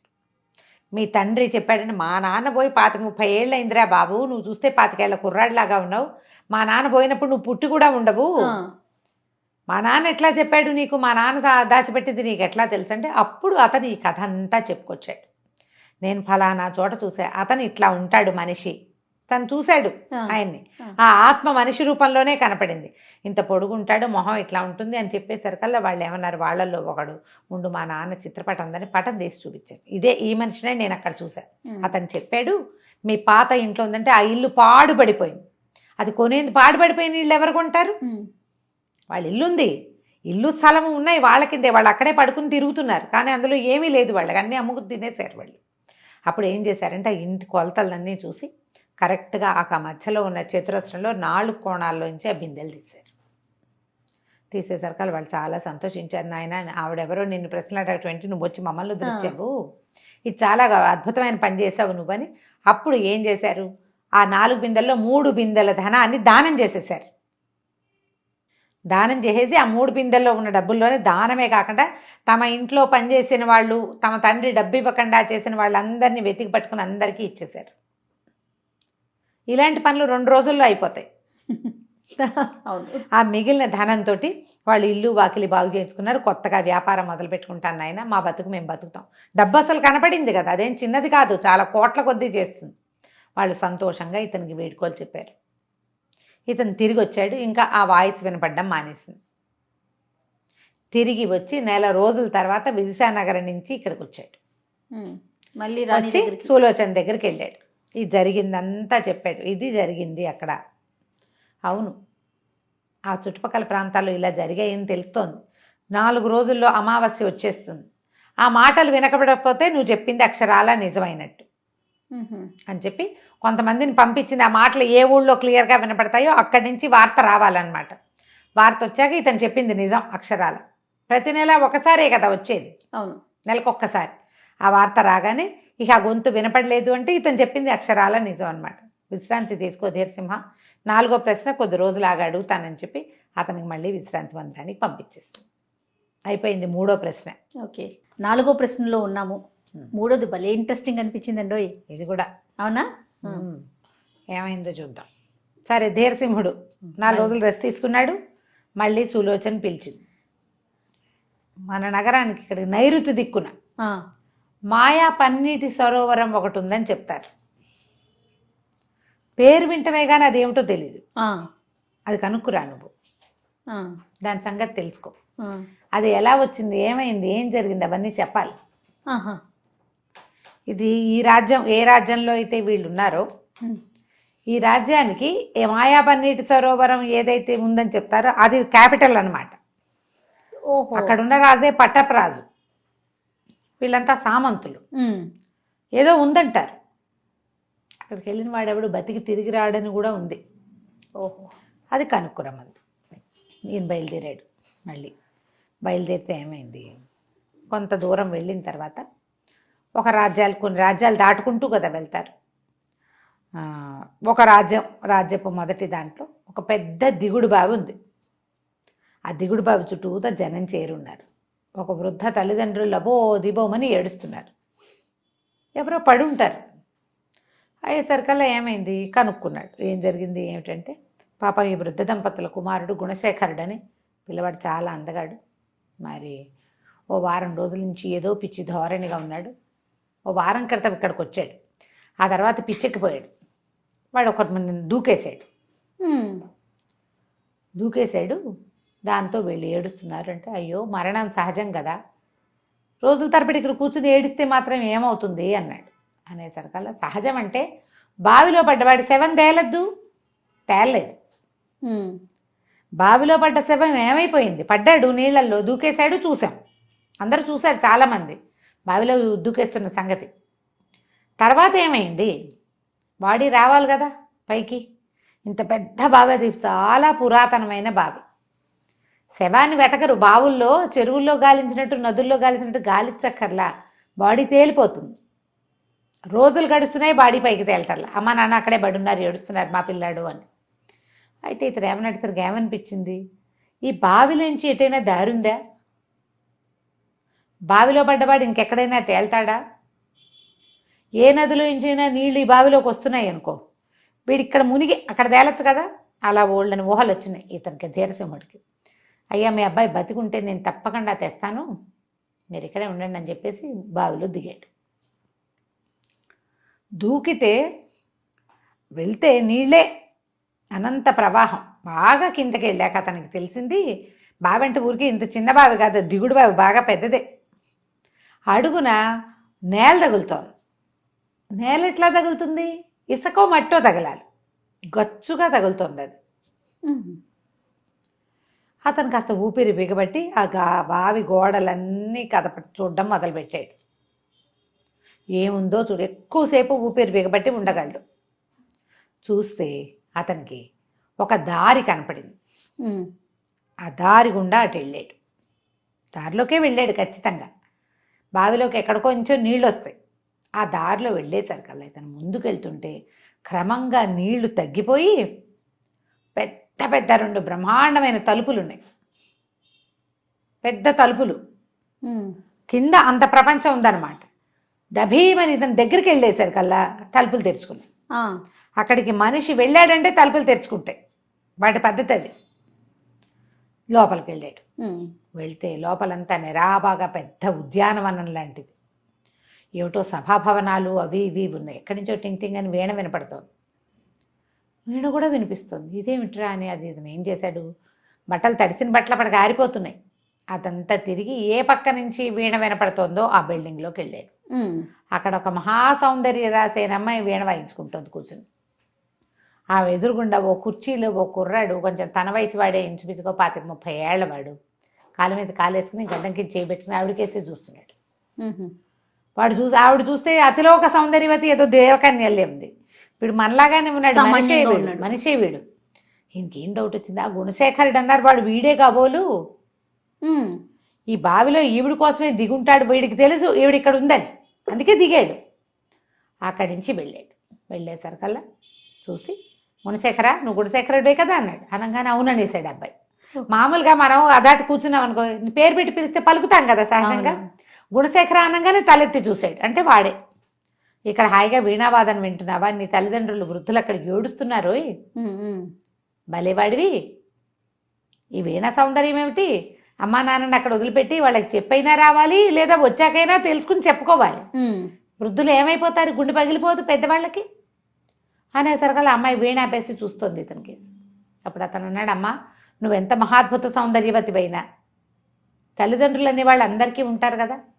పాపం ఇతని నీ మీద వ్యామోహంతో ఇతను ఇక్కడ ఉండిపోయాడు, వాళ్ళ అమ్మా నాన్న అక్కడ చాలా దుఃఖపడుతున్నారు అనేసరికల్లా అమ్మాయింది, ఒక వారం క్రితం నేను ఈ దిగుడు బావిలోంచి పైకి వచ్చే వ్యాహ్యాళికి ఈ గుణశేఖరుడు నన్ను చూశాడు. వారం అంతా పిచ్చెక్కినట్టు ప్రవర్తించాడు ఆ సౌందర్యవతిని చూశాక. తర్వాత దూకేశాడు, ఇందులోకి వచ్చేసాడు. దిగుడు బావుల్లో ఏం చేస్తారు, దిగి నీళ్లు పట్టుకుంటారు, అక్కడక్కడే ఈతలు కొడతారు, దూకరు ఎవరు. దూకితేనే వాళ్ళకి మార్గం తెలుస్తుంది. దూకాడు కాబట్టి వాడికి తెలిసింది. అయినా నేను ఇతన్ని ప్రేమించి ఉన్నప్పటికీ, ఇతను నాతో ఉన్నప్పటికీ, నేను భూలోకంలోకి వస్తే నా మహత్యాలన్నీ కోల్పోతా, నేను రాలేను అతనితో పాటు. ఇతను వెళ్ళి రావడానికి నాకే అభ్యంతరము లేదు అనేసరికి ఇతను ఏం చేశాడు, మన ధీరసింహుడి గుణశేఖరుని వెంట పెట్టుకుని, రా నువ్వు మీ అమ్మ నాన్న కనపడి ఇక్కడ ఎవరితోటో ఉంటున్నానని చెప్తే వాళ్ళు ధైర్యంగా ఉంటారు అని చెప్పి వెంబడి పెట్టుకుని తీసుకొచ్చాడు. వాళ్ళు ఆశ్చర్యపోయారు, పైన ఉన్న ఊళ్ళో వాళ్ళంతా, ఊరిని బలేవాడు వీడు, ఎంత బాగా తీసుకొచ్చాడు అని ఆశ్చర్యపోయి, సరే అందరూ చాలా మెచ్చుకున్నారు, బాబు నీ వల్ల ఇట్లాంటి అపురూపమైన కార్యం నెరవేరింది అని చాలా మెచ్చుకున్నారు. అబ్బాయిని తీసుకుని వాళ్ళ అమ్మ నాన్న వెళ్ళిపోయారు. కొన్ని రోజులు ఒక పూట అక్కడ ఉన్నాడు. అక్కడి నుంచి నైరుతి దిశగా బయలుదేరాడు. వెళ్ళాలి కదా. వెళ్ళేసరికి ఆ ఊళ్ళు దాటి వెళ్తుంటే చివరికి ఆ విరజానగరం అక్కడికి చేరాడు. ఆ విరజానగరానికి ఆ నగరపు చివరే నైరుతి దిక్కులోనే ఈ మాయావన్నేటి సరోవరం ఉందని చెప్పుకుంటున్నారు. అదే ఆ రాజే వీళ్ళకి పట్టరాజు. ఆ ఊళ్ళో ఒక వృద్ధుడి ఇంట్లో పూటకోళ్ళకి చేరాడు. చేరి అడిగాడు, ఇలా మాయా సరోవరం ఉందని చెప్తారు, మా ఊళ్ళలో చెప్పుకుంటున్నారు, దాని సంగతి ఏమిటంటే ఆయన అన్నాడు, ఒరే నాయన అక్కడికి వెళ్ళిన వాడు బతికి రాడురా ఎవరును, అదొక చాలా పెద్ద వింత, వెళ్తే బతికొచ్చేది లేదు, ఇంకా చచ్చిపోవటమే, రారు ఎవరు వెనక్కి, వెళ్ళి చచ్చిపోయారో బతికారో మనకు తెలీదు, ఎవరు వెనక్కి రారు, చాలామంది వెళ్ళారు ఇలాగా, నువ్వు దానికోసమే పనిమాల ఆ ఊరు నుంచి ఈ ఊరు వచ్చినట్టు అవుతుంది అనేసరికల్లా కాదన్నాడు ఇతను. నేను వివాహం చేసుకోవడానికి నిశ్చయించుకుని ఉన్నాను, 3 ప్రశ్నలకు సమాధానాలు చెప్పా, ఇంకా 2 ఉన్నాయి, 4వది ఇది.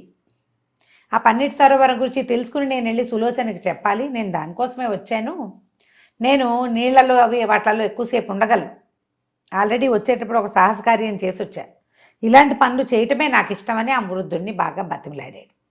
ఆ వృద్ధుడు అన్నాడు, ఓ పని చెయ్యి, రాజు తాలూకుదది, ఈయన కంటే ముందున్న రాజుల కాలంలోనే అది ఏర్పాటైంది, మరి రాజుని గనక ఒప్పిస్తే నువ్వు అక్కడికి వెళ్ళగలుగుతావు. రాజుకి కొత్త వస్తువులు, అపురూపమైన వస్తువులు అంటే చాలా ఇష్టం, మణులు మాణిక్యాలు అవి అంటే ఇష్టం, ఏమైనా గిఫ్ట్ చేసి ఆయన్ని మెప్పించుకోమన్నాడు. సరే ఇతను ఏం చేశాడు, అక్కడి నుంచి తను వచ్చేటప్పుడే కొంచెం సామాన్లు గిమాలు తెచ్చుకున్నాడు కదా, తన దగ్గరున్న వస్తువుల్లో మణిమాణిక్యాలు ఏమున్నాయో చూసుకున్నాడు, కొంచెం అంటే బంగారము డబ్బు తెచ్చుకున్నాడు, మరి ప్రయాణంలో అవసరపడతాయి కదా. సరే వాటిలో నుంచి 2 మాణిక్యాలు పిక్ చేసుకుని రాజుగారిని చూడబోయాడు. ఆ ఊళ్ళల్లో కొన్ని రకాల రాళ్ళు దొరుకుతాయి, కొన్ని దొరకవు, మనకు కూడా అంతే కదా, కొన్ని ప్రదేశాల్లో కొన్ని దొరుకుతాయి, కొన్ని దొరకవు. ఆ మాణిక్యాలు 2 రాజుకి గిఫ్ట్ ఇచ్చాడు. రాజు వాళ్ళే సంతోషించాడు. ఎవరు ఏమిటి కనుక్కున్నాడు, ఇంచుమించుగా ఇతనికంటే 8-10 ఏళ్ళు పెద్దవాడు ఆ రాజు. సరే వస్తూ ఉండు, నువ్వు ఈ ఊళ్ళో ఉన్న నాళ్ళు మన ఇద్దరం కబుర్లు చెప్పుకుందామని. వెళ్ళినప్పుడల్లా ఏదైనా అక్కడంతా బజార్లన్నీ తిరిగి ఒక రేర్గా ఉన్న ఒక వస్తువు పట్టుకెళ్ళి ఇచ్చేవాడు. ఒక 5-6 సార్లు రాజు దగ్గరికి తిరిగాడు, వారానికి 2 సార్లు, ఒకసారి 3 సార్లు అట్లా చొప్పున. వెళ్ళినప్పుడల్లా రాజుకి ఏదో ఒకటి గిఫ్ట్, ప్రత్యేకమైన వస్తువులు, తను తెచ్చుకున్న వాటిలలో ఉన్నవి కొన్ని ఇచ్చాడు. పైగా తమ ఊళ్ళల్లో తయారయ్యే బట్టలు ఈ ఊళ్ళల్లో తయారవ్వవు, అవి కొత్తవే, అమెరికన్ టీషర్ట్ ఇండియాలో ఇచ్చినట్టు, దాని మీద పేరు ఉంటుంది అమెరికా అని, మరి ఇప్పుడు ఫారెన్దే కదా అది, అట్లా. సరే ఆయన చాలా సంతోషించి ఓసారి అన్నాడు, మిత్రమా ఎప్పుడు నువ్వే ఏవో ఒక గిఫ్ట్లు తెస్తావు, నేను నీకు ఎప్పుడు ఏమి ఇవ్వలేదు, ఏదో గడిపి మనం కబుర్లు చెప్పుకుని వెళ్ళిపోతున్నాం కదా, నీకేం కావాలో అడుగు అన్నాడు. సరే ఇతను అన్నాడు, మీ దగ్గర మాయా పన్నీటి సరోవరం ఏదో ఉందిట, అది చూస్తాననేసరికల్లా రాజు ఆశ్చర్యపోయాడు. ప్రాణాల మీద తీపున్నవాడు ఎవ్వడూ అక్కడికి వెళ్ళడు. నీకు ఈ సలహా చెప్పిన వాడు ఎవడో నిన్ను చంపేయడానికే ఈ సలహా చెప్పాడు, చూసి రమ్మని. వద్దన్నాడు. వద్దంటే ఇతను వదిలిపెట్టలే. కాదు కాదు, పంపించు, నన్ను అక్కడికి పంపించు, అది ఎక్కడుందో చెప్పు, నేను వెళ్ళాలన్నాడు. సరే ఇతను అన్నాడు, నాకు ప్రమాదం అది, కానీ మరి నువ్వు అడుగుతున్నావు కాబట్టి స్నేహంతో పంపిస్తాను నేను అక్కడ. కానీ ఒక కాగితం రాసిచ్చి ఆ దారి ఎట్లా వెళ్ళాలో చెప్పి అక్కడికి పంపాడు. సరే, ఆ సైనికులు చాలామంది కాపలా ఉన్నారు. బయట ఒక బోర్డు రాసింది. అక్కడ లోపలికి వెళ్ళిన వాళ్ళు ప్రాణాలతోటి రారు, ప్రాణాల మీద ఆసున్న వాళ్ళు లోపలికి వెళ్ళొద్దు. చుట్టుపక్కల భట్లందరూ చెప్పారు, మీరు రాజుగారి ఫ్రెండ్ అని ఉంది ఉత్తరంలో, ఎందుకండి అనవసరంగా అని. అయినా సరే అతను వెళ్తానన్నాడు. సరే లోపలికి వెళ్ళాడు. చాలా విశాలమైన ప్రాంగణం అది, ఎంత బాగుందో. అక్కడి నుంచి కొన్ని తొట్టెల్లాగా నీళ్లు గీళ్ళు ఉన్నాయి. లోపలికి వెళ్ళంగానే ఒక విచిత్రమైన వ్యక్తి ఒకడు వచ్చాడు, ఇంత పొడుగు జడేసుకుని, మగవాడు. ఈ సరోవరంలోకి వచ్చిన వాళ్ళకి స్నానం చేయిస్తాను నేను ఇక్కడికి వచ్చిన వాళ్ళకి అని చెప్పి ఒక లోపలికి తీసుకెళ్ళాడు. సరే బట్టలు విప్పి ఒక చిన్న లంగోటా కట్టించాడు. మరి ఒళ్ళుగా స్నానం చేయించాలంటే నూనె వార్ధంలో అవి చెయ్యొద్దు. అక్కడి నుంచి ఏం చేశాడు, ఒక గాజు తొట్టెలోకి తీసుకెళ్ళాడు. తీసుకెళ్ళి నేనే స్నానం చేయిస్తాను, నువ్వు ఇక్కడ కూర్చోమని ఒక పీట మీద కూర్చోబెట్టాడు. పెట్టి ఆ గ్లాస్ తలిపేసేసాడు. ఇప్పుడు మన బాత్రూమ్లు ఉంటున్నాయి కదా, క్లోజ్డ్గా ఉండే గ్లాస్ బాత్రూమ్స్, ఒక బకెట్ లాంటిది, ఒక తొట్టె లాంటిది తెచ్చాడు తనతో పాటు. దాని నిండా నీళ్లుని ఇతను ఏం చేశాడు, ఒళ్ళు బాగా మర్దం చేశాడు, నువ్వు సుగంధ ద్రవ్యాలు అవి పట్టించాడు, తల రుద్దాడు, తల బాగా మర్దం చేశాడు, అన్నీ బాగున్నాయి. ఈ పక్కనున్న దాంట్లోంచి చెంబుతోటి 3 చెంబులు నీళ్లు తీసి పోసాడు. 1 లేదు 2 లేదు, 3వ చెంబు పోయంగానే ఢామ్ అని పెద్ద మోత వచ్చింది. ఈ నీళ్లు పోస్తున్నాడే జడేసుకుని ఇంత పొడుగున్న జడ ఉన్నవాడు, వాడు మాయమైపోయాడు. 3 అంటే 3 చెంబుల నీళ్లు పొయ్యగానే ఆ గాజు పెట్టెలు అట్లా నీళ్లు పెరగటం మొదలుపెట్టినాయి. ముందు ఇక్కడెక్కడ ఉన్నాయి పాదాల దగ్గర 3 చెంబుల నీళ్ళు ఎన్ని వస్తాయి, అవి ఇట్లా ఇట్లా పెరిగి తన మీదకి వచ్చేస్తున్నాయి నీళ్లు. ఆ గదిలో నుంచి బయటికి వెళ్ళేది ఏం లేదు, అవకాశం లేదు. అదొక గ్లాస్ బాక్స్, అద్దాల పెట్టె, కదిలినా మెదిలినా ఏమీ లేదు. ఆ పెట్టె మొత్తం అన్ని పక్కల నుంచి నీళ్లు కమ్ముకొచ్చేస్తుంది. తను కేకలు పెట్టాడు, అరిచాడు, ఎవరు ఏమీ లేదు. అటు ఇటు చూస్తే పైన ఒక తాడు వెళ్లాడుతోంది. వీడేమిటి నీళ్లలో ప్రయాణం చేయగలిగిన వాడు, అంతకుముందు చేశాడు కదా. అక్కడి నుంచి ఏం చేస్తే కూర్చున్నవాడు గబుక్కుని లేచి తనకు ఏ బల్ల మీద అయితే కూర్చున్నాడో ఆ బల్ల మీద నిలబడి ఒక్క ఎగిరి ఆ తాడు పుచ్చుకున్నాడు. ఆ తాడు ఇట్లా పట్టుకునేసరికి ఇతని బరువుకి వెంటనే భళ్ళుమని గాజు మందిరం పగిలిపోయింది. నీళ్లు లేవు, ఏమీ లేవు, లంగోటాతోటి నుంచుని ఉన్నాడు. మనిషి లేడు, వాడు పట్టుకొచ్చిన డబ్బా లేదు, పోసిన నీళ్లు లేవు, ఈ పెరిగిపోయిన నీళ్లు లేవు, ఏమీ లేవు, నీటి చుక్క లేదు అక్కడ. ఘుమఘుమలాడుతూ పన్నీటి వాసన మాత్రం వస్తుంది. చూస్తే అంత ఖాళీగా కనపడుతోంది. దూరంగా ఒక పచ్చిక మైదానం లాంటిది కనిపిస్తుంది, ఏదో మందిరం మండపంలాగా ఉంది. ఎవడో ఒకడు ఉంటాడు కదా, ఇదేదో ఒక మాయలోకి వచ్చాం, ఇది ఛేదించబడింది, ఇది పగిలిపోయింది, అక్కడికి వెళ్దామని వెళ్ళేసరికల్లా ఒక చక్కటి మండపం, చుట్టూతా ఎన్ని బొమ్మలున్నాయో, చలవరాతి బొమ్మలు అన్నీ. దూరానికి అతనికి ఏమనుకున్నాడు, ఆ కనపడుతున్న బొమ్మలన్నీ మనుషులు అనుకున్నాడు. మనుషులు నిలబడ్డట్టే ఉన్నాయి అవి. దగ్గరికి వెళ్ళి చూస్తే అన్ని రాతి బొమ్మలే, విగ్రహాలు కాదు. అది విగ్రహం కాదు, అది బొమ్మ. అంటే విగ్రహం అంటే అలంకారంగా ఏదో ఇట్లా తెక్కుతారు, అట్లా కాదు. మనిషిని దూరం నుంచి చూస్తే మనిషిని నిలబడ్డట్టుంది, కానీ దగ్గరికి వెళ్ళి చూస్తే అవి రాతి బొమ్మ అని తెలుస్తుంది. ఎన్నో ఆ మండపం చుట్టూతా ఉన్నాయి.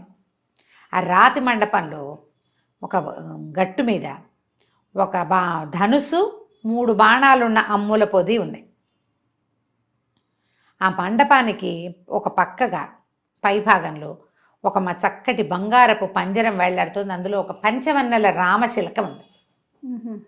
కింద కాగితంలో రాయబడి ఉంది, ఒక చోట అంటించారు గోడ మీద, ఒక రాసి ఉంది. గోడ మీద అంటే కాగితం కాదు, ఒక బోర్డు లాంటిది ఉంది. 3 బాణాలతోటి ఈ పంచవన్నెల రామచిలక ఎడమ కంటిని కొడితే కొట్టాలి, కొట్టలేనివాడు చలవరాతి బొమ్మ అయిపోతాడు అని. ఓహో, అక్కడి నుంచి బయటపడేందుకు ఏ మార్గము లేదు, ఇంకా అదొక్కటే. ఇక కొడితే ఏమవుతుందో కూడా తెలీదు.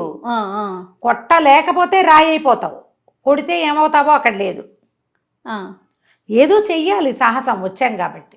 కొట్టాడు. సరే చూస్తే చలువరాతి బొమ్మ అయిపోతావు అని రాసుంటే చూస్తే వీళ్ళంతా ఈ బొమ్మలైపోయిన జనమే వీళ్ళు. ఆహా. ఇందులోకి వచ్చిన వాడు ఎప్పుడూ బయటకు వెళ్ళాడు, అందరూ బొమ్మాయి లోపల కూర్చుని ఉన్నారు. ప్రతివాడు నీళ్ల తొట్టెలో చచ్చిపోయిన వాళ్ళు కొంతమంది చచ్చిపోయారు ఊపిరాడక భయపడి. ఉమ్. వాటర్ మీదకి వస్తుంటే భయం వేస్తుంది. అమ్మో. కొంతమంది అందులో పోయిన వాళ్ళు ఉంటారు. కొంతమంది కొంచెం ఇలాంటి సాహసికులు ఏం చేస్తారు, ఆ తాడుచుకుని దాన్ని బగలగొట్టుకుని బయటకు వస్తే ఇదేదో కనపడుతుంది ఈ పని చేస్తారు. అన్ని బొమ్మలే, ఒకటి కూడా బయటికి రాల. అంటే కొట్టలేరనమాట. అదే కదా పాయింట్. సరే ఏమనుకున్నాడు, కొడదామని పంచవన్నెల రామచిలకని కొట్టాలంటే అది ఇట్లా ఇట్లా అంటుంటుంది మొహం. మనం ఇటు కొడుతుంటే అది అటు వెళ్ళిపోతుంది, అంత ఉంది పంజరం. సరే ఏం చేశాడు, ఒక బాణం కొట్టాడు పళ్ళ. రెండో బాణం కొడతారు, పక్క పక్క పక్కగా నవ్వటం మొదలుపెట్టింది. అది నీ వల్ల కాదు, ఇక్కడ ఇన్ని బొమ్మలు ఉన్నాయా, నువ్వు కూడా ఓ బొమ్మ అవుతావు. చాలా రోజులైంది కొత్త బొమ్మలు వచ్చి, ఇక్కడ కూర్చుంటావు నువ్వు అని. ఇతను బాగా తలుచుకున్నాడు వాళ్ళని వీళ్ళని ప్రతి వాళ్ళని, భగవంతుడిని తలుచుకున్నాడు. నేను ఎక్కడైనా పని మొదలు పెడితే ఆ చెడటం లేదు ఇప్పటిదాకా.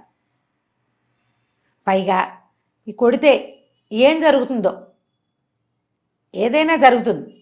అది జరిగిన తర్వాత ఇక్కడున్న బొమ్మలందరికీ విముక్తి వస్తుంది. కనీసం ఈ బొమ్మలకు విముక్తి రావాలంటే కొట్టాలి మనం, అంతే మార్గం. మనతో పాటు వీళ్ళందరికీ విముక్తి.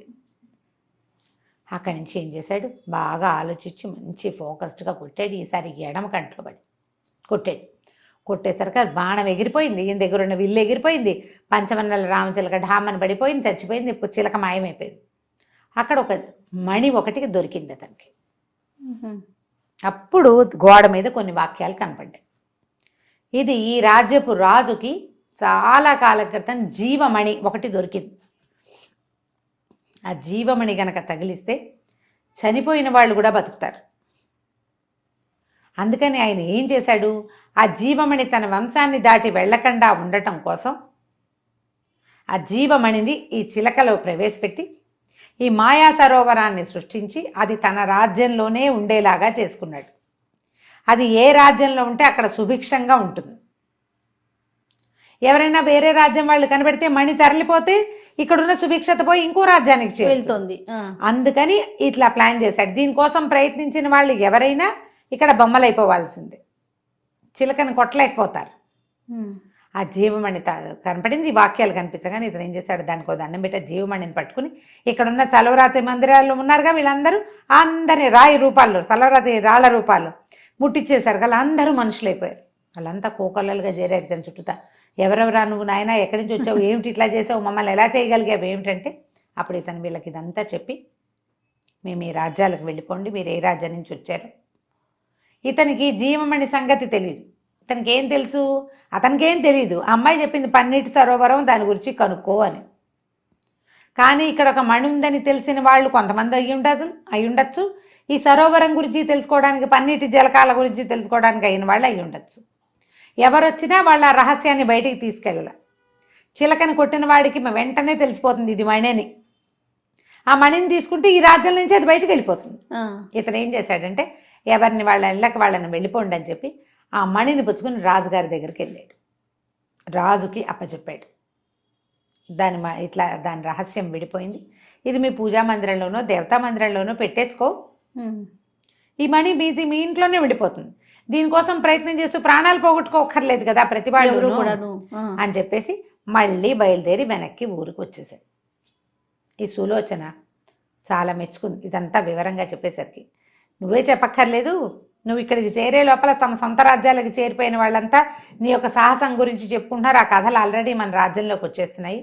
చాలా మంచి పని చేసావు, ఎంతోమందికి మేలు కలిగించావు. కొద్ది రోజులు విశ్రాంతి తీసుకో. 5వ ప్రశ్న మళ్ళీ చెప్తాను.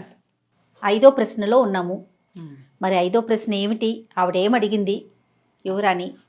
ఆ ముందు ఆ రాజ్యం నుంచి వచ్చేసి ఇక్కడ రెస్ట్ తీసుకున్నాడు. కొద్ది రోజులు అయ్యాక యువరాణిని కలిశాడు. ఆవిడేం చెప్పిందంటే, మన రాజ్యానికి ఈశాన్య దిగ్భాగంలో శబ్దభేది అని ఒక పర్వతం, అది చాలా వింతైనదని, అక్కడ ఏవో విచిత్రాలు ఉన్నాయని చెప్తారు. ఏమిటి ఆ కొండ, అక్కడ సంగతులు ఏమిటో కనుక్కొచ్చి చెప్పు. అక్కడ ఎలాంటి రాజ్యం ఉంది, అక్కడ ఏం దొరుకుతుంది, అసలు అది ఏమిటి. శబ్దభేది అనేది ఒక ప్రత్యేకమైన పేరు, అది కనుక్కురమ్మని. సరే ఇతను ఒక 3 నెలలు గడువు అడిగాడు. ఓ గుర్రం వేసుకుని మెల్లిగా బయలుదేరాడు. వెళ్ళాడు. ఇక ఆ కొండకి దగ్గరలో ఉన్న ఊళ్ళల్లోకి వెళ్ళాడు. ఒక ఊరు దగ్గరికి వెళ్తుంటే ఒక అడవి దాటాలి. ఆ అడవిలోకి వెళ్ళేసరికల్లా జంతువులన్నీ పిచ్చక్కనట్టు పరిగెత్తేస్తున్నాయి. అందులో చిన్నది లేదు పెద్దది లేదు, నేను ఇప్పుడు కుందేళ్ళు లేళ్ళు అవి పరిగెత్తాయి అనుకో, పులో చిరత పులో నల్ల పులో లేకపోతే ఒక సింహమో ఏదో వస్తుంది. ఏనుగులు పులులు కూడా పరిగెడుతుంటే ఏమనుకోవాలి? ఏనుగులు పులులు నక్కలు తోడేళ్ళు కొన్నేమో ఇవి మన ఒంటెలు లాంటివి ఏవో విచిత్రమైన ఉంటాయి, ఇవన్నీ పరిగెత్తేస్తున్నాయి కకావికలుగా.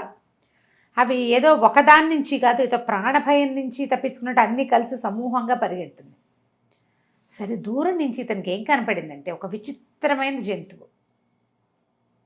తన నోట్లో నుంచి మంట వస్తున్నట్టు కనపడింది ఇతనికి. మొసలే అనిపించింది కాదు, ఒంటే అనిపించింది కాదు, అది ఏమిటో అర్థం కాల. అది ఊపిరి తీస్తుంటే మంట వస్తుంది, ఏదో విచిత్రమైందని ఇతను ఏం చేశాడు, ఇన్ని జంతువులు పరిగెడుతున్నాయి, మనం ఎదురు ఎట్లా వెళ్తాం? ఆ పక్కన చెట్టేదో ఎక్కేసి చిటారు కొమ్మకి ఎక్కి కూర్చున్నాడు. కూర్చునేసరికల్లా ఆ జంతువు కొత్త వాసన కనిపెట్టేసింది. అదొక విచిత్రమైన జంతువుగా ఉంది. దాని పైభాగం మొసలి పోలుసుల్లాగా ఉన్నాయి, ఒంటెలు అవి ఉన్నట్టుగా ఎత్తుగా ఉంది, తోక చాలా పొడుగ్గా ఉంది, మందపాటి తోక, పొగలు నోట్లో నుంచి మాత్రం మంటలు వస్తున్నాయి. విచిత్రంగా అది కళ్ళు అటు ఇటు తిప్పి చూస్తోంది బాగా. జంతువులన్నీ పరిగెడితే ఇది కొత్త వాసన తెలిసిపోయిందండి. చెట్టు వైపుకి తిరిగేసింది, ఇతను ఎక్కిన చెట్టు వైపుకి తిరిగేసి అతని మీదకి లంఘించడానికి ప్రయత్నం చేసింది. కత్తి డాలుతోటే వెళ్ళాడు కదా, ఇతను గుర్రం వేసుకొచ్చాడు కదా, గుర్రం దిగి చెట్టెక్కాడు, ఆ గుర్రం కూడా ఆ జంతువులతో సహా పరిగెత్తేసింది. జంతువులకి ఇలా ప్రాణాపాయ స్థితిని తెలుసుకునే లక్షణం ఉంటుంది, అది ఆ జంతువులతో పాటే పరిగెత్తుకుంటూ పోయింది, గుర్రం కూడా లేదు.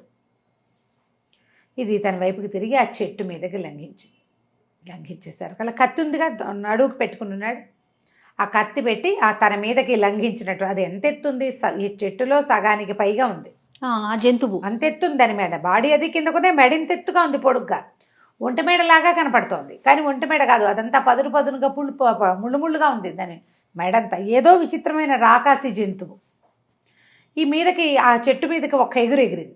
ముందు కాళ్ళు అవి ఎగరడానికి వీలుగా ఉన్నాయి. ఈ తన మీద పడుతున్నటువంటి ఈ జంతువుని అతను ఏం చేశాడు, ఆ కత్తి పెట్టి గట్టిగా కొట్టాడు, తోసేసాడు.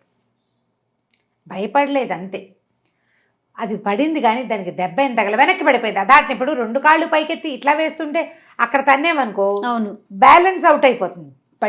పడంగానే పరిపెట్టగా అరుస్తోంది. అది అరుస్తుంటే దాని నోట్లోంచి మంట, ముక్కులోంచి పొగ, ఏమిటో గందరగోళంగా. ఇతను ఏం చేశాడంటే చెట్టు మీద నుంచి దూకాడు, ఆ కత్తి పుచ్చుకుని దాని మీద పడ్డాడు. దానికి పైనంతా మొసలి పొలుసుల్లాగా ఉంది కానీ పొట్ట కింద భాగం మాత్రం మెత్తగానే ఉంది, పైభాగం బరగ్గా ఉంది. ఇక అతను దూకాడు, అది కూడా ఇతని మీదకి లంఘించింది. కాకపోతే అదాటన పడ్డంతో అది జంతువులను చూస్తుంది కానీ మనుషులను చూసే ప్రాక్టీస్ దానికి లేదు. కొంచెం అంత బాగా తిరగబడిపోలే, మొదట దూకినంత ఫెరోషియస్ లుక్ రెండోసారి కింద పడ్డాక రాలా దానికి. ఇతను ఏం చేశాడు, బాగా గట్టిగా ఎడాపెడా కొట్టేశాడు దాన్ని. కత్తిపోట్ల పొట్టలో బాగా తగిలేసినాయి, స్పృహ తెప్పేసింది, చచ్చిపోయింది అది. అది ఇట్లా చచ్చిపోవటం ఏమిటి, పెద్ద బంటలాగా వచ్చింది. అందులోంచి ఒక దేవతా పురుషుడు ఒక ఆయన బయటకు వచ్చాడు. బాబు మహాన్ బాబా, నువ్వు ఎవరో నన్ను రక్షించావు, విముక్తి కలిగించావు, గురుద్రోహం చేశాను నేను, గురువు వల్ల శపించబడి ఇట్లా జంతువులను తింటూ ఎన్నో ప్రాణాలని పొట్టను పెట్టుకుని పాపం మూట కట్టుకున్నాను, ఇలా విచిత్రమైన జంతు రూపం వచ్చింది నాకు, డ్రాగన్ లాగా ఉందన్నమాట అటు ఇటుగా అని చెప్పి ఒక నమస్కారం చేసి వెళ్ళిపోయాడు. ఇతను ఏం చేశాడు, ఆ చచ్చిపడిపోయిన జంతువు కాళ్ళు తల కట్ చేశాడు. తన దగ్గర ఉన్న సంచులు, భుజానికి వేసుకున్న సంచులు కొన్ని ఉన్నాయి, గుర్రం బారిపోయింది, ఆ సంచిలో ఒక దాంట్లో వాటిని వేసుకుని నడవడం మొదలుపెట్టాడు. మొదలుపెట్టేసరికి ఈ అడవి దాటిన తర్వాత ఒక నగరం కనపడింది. ఆ నగరంలో ఎంత నిర్మానుష్యంగా, జనాలు తక్కువగా, దీనంగా ఉంది. కానీ భటులు కనపడ్డారు కొంతమంది, వాళ్ళు కూడా ఉసూర్మియాలా ఉన్నారు, మెళ్ళ వేలాడేసుకుని.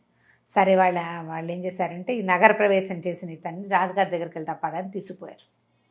ఆ రాజుగారు మొత్తం మండపం అంతా బ్రహ్మాండంగా నవరత్న ఖచ్చితంగా ఉంది, కానీ బంగారపు సింహాసనం మీద బుర్ర వేలాడేసుకుని కూర్చుని ఉన్నాడు రాజు దిగులుగా. వెళ్ళి పలకరించాడు, ఏ ఊరినైనా ఎక్కడి నుంచి వచ్చావు ఏంటంటే, నేను ఫలానా చోటు నుంచి వచ్చాను, నేపాల్లో రాజవంశ రాజకుమారుణ్ణి, కానీ నాకు ఆస్తి స్వాస్తి ఇప్పుడు ఏమీ లేవు, నా దగ్గర ఏం లేవు, నేను ఒంటరిగా తిరుగుతున్నాను, ఏదో చూడడం కోసం వచ్చాను అన్నాడు. అనేసరిగా ఆయన అన్నాడు, అన్నీ ఉన్నాయి నాయన, మాకు ఏదో విచిత్రమైన జంతువు బారిన పడి ఇలా నా ప్రజలంతా చచ్చిపోతున్నారు, చుట్టుపక్కల మొత్తం అడవంతా సర్వనాశనం అయిపోయింది, ప్రజలు పారిపోతున్నారు మా దేశం వదిలిపెట్టి, ఇలా దిగులుగా ఉన్నాను, దాన్ని ఏమీ చేయలేకపోయాం, అదేదో విచిత్రమైన జంతువు, మంటలు వేలార్చే ఆ జంతువుని చూసి మా సైనికులు భయపడి పారిపోతున్నారు అన్నాడు. అనేసరికల్లా ఇతను ఏం చేశాడు, సంచి ఓడదీసి ఇదేనా ఆ జంతువు, ఇవేనా దాని కాళ్ళు అని చూపించాడు. అవి బ్యాగులో వేసుకురావడం మంచిదే. ఆయన ఆశ్చర్యపడి, ఏమిటి ఈ జంతువు నువ్వు చంపేశావా అన్నాడు. జంతువు నేను చంపేశాను, అది నాకు అక్కడ ఎదురుపడింది, ప్రాణాపాయం, నాకు కూడా ప్రాణభయంతో, అదొక దేవతా పురుషుడు ఒక ఆయన, అతను గురువు శాపంతో ఇట్లా అయ్యాడు, అందుకని విచక్షణ లేకుండా, అది ఆహారం కోసం కాదు, కంటబడిన దాన్ని చంపేయటం దాని గుణం అది, అంతే.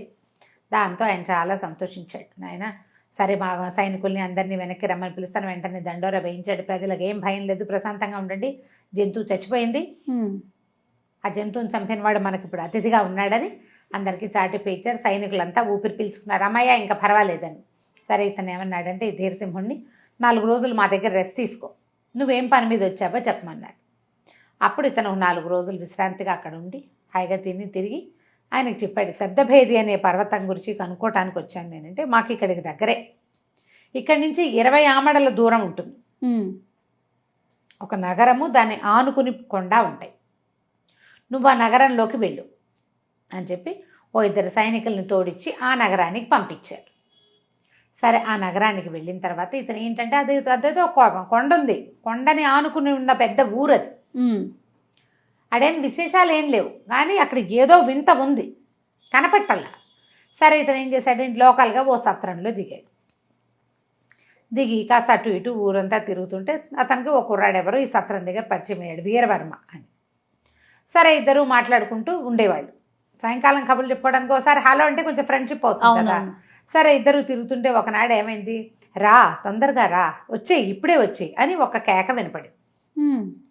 వీళ్ళిద్దరూ ఓ చోట ఒక తోట దగ్గర నుంచుని కబుర్లు చెప్పుకుంటున్నారు, మాట్లాడుకుంటుంటే ఈ నుంచున్న సమూహం ఒక గుంపు ఎక్కడో నుంచుంటే అందులోంచి ఒక కుర్రాడు గబగబా నడుచుకుంటూ వెళ్ళిపోతున్నాడు.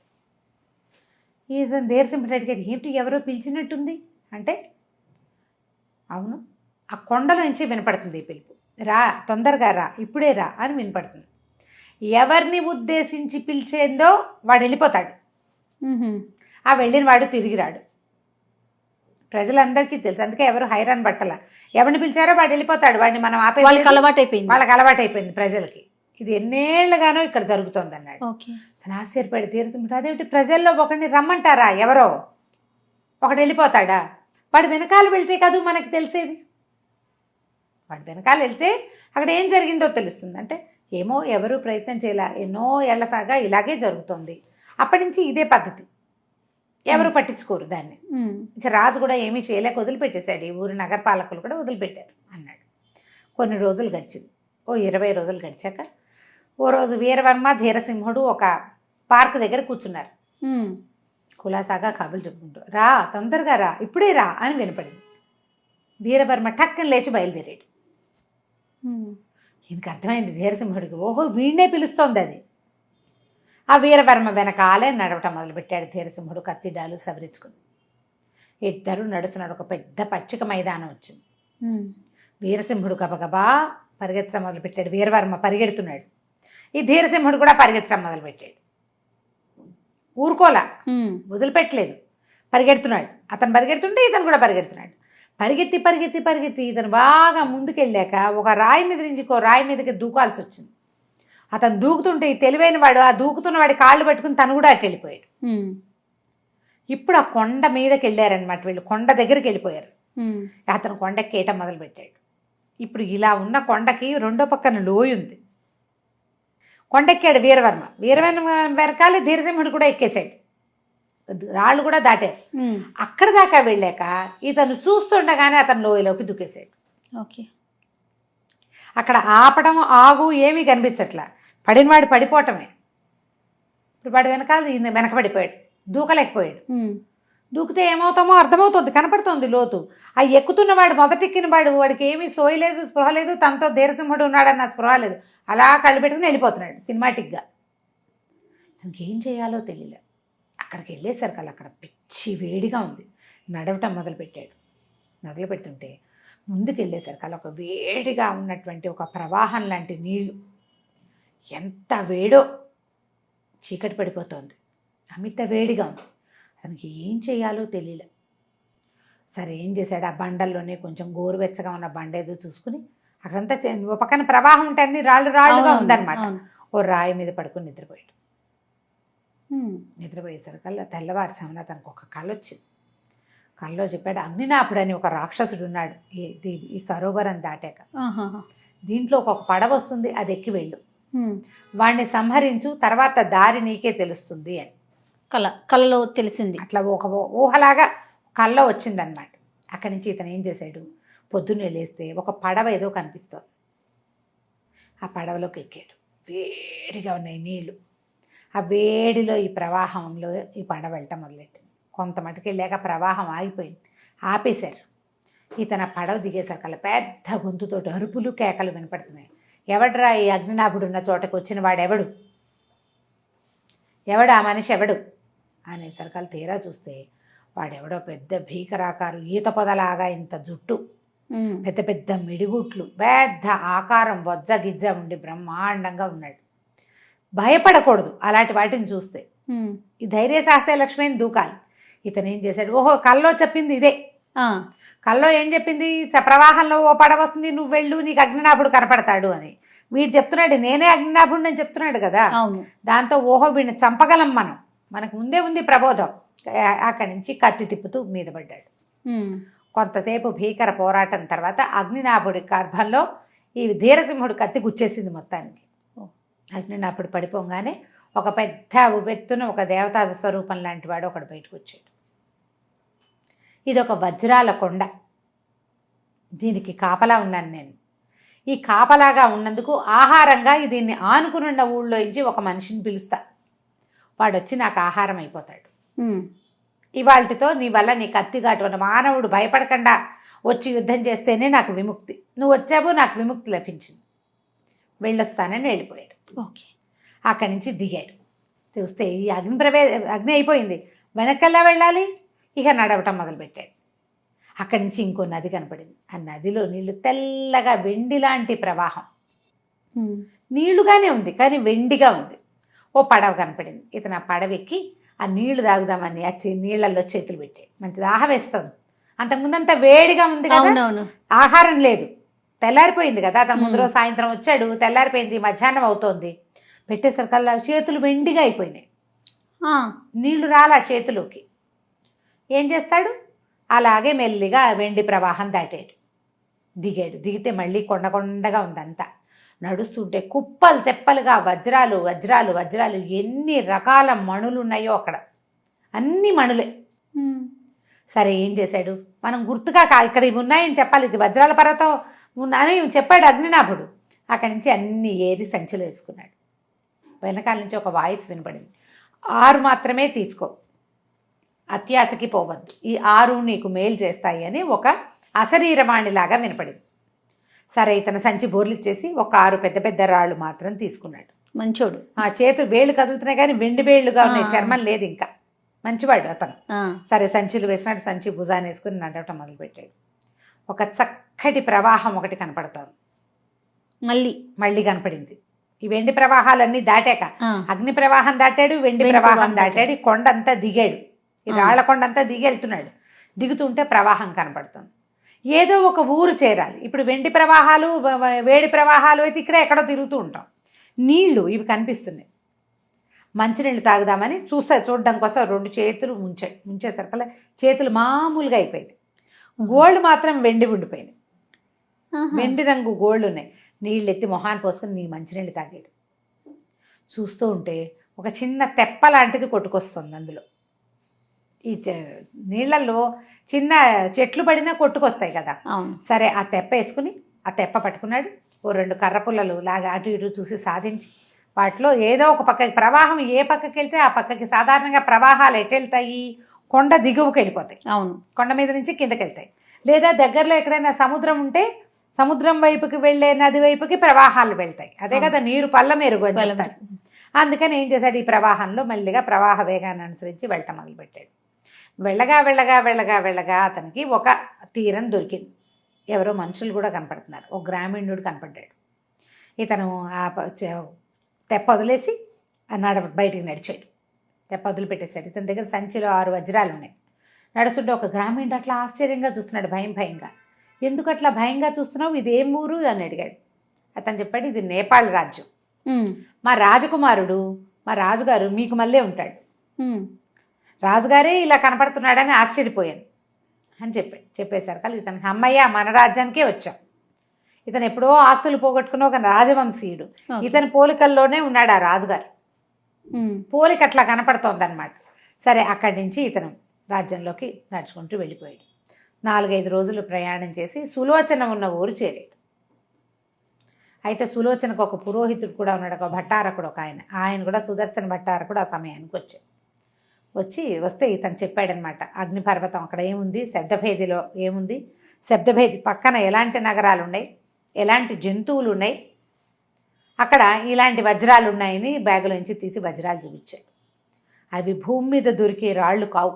మళ్ళీ వెంటనే రత్న పరీక్షకులు వచ్చి చాలా ఖరీదు, ఒక్కొక్కటి ఒక్కొక్క రాజ్యం ఖరీదు చేస్తుంది. అది అంత ఖరీదైన రాళ్ళు.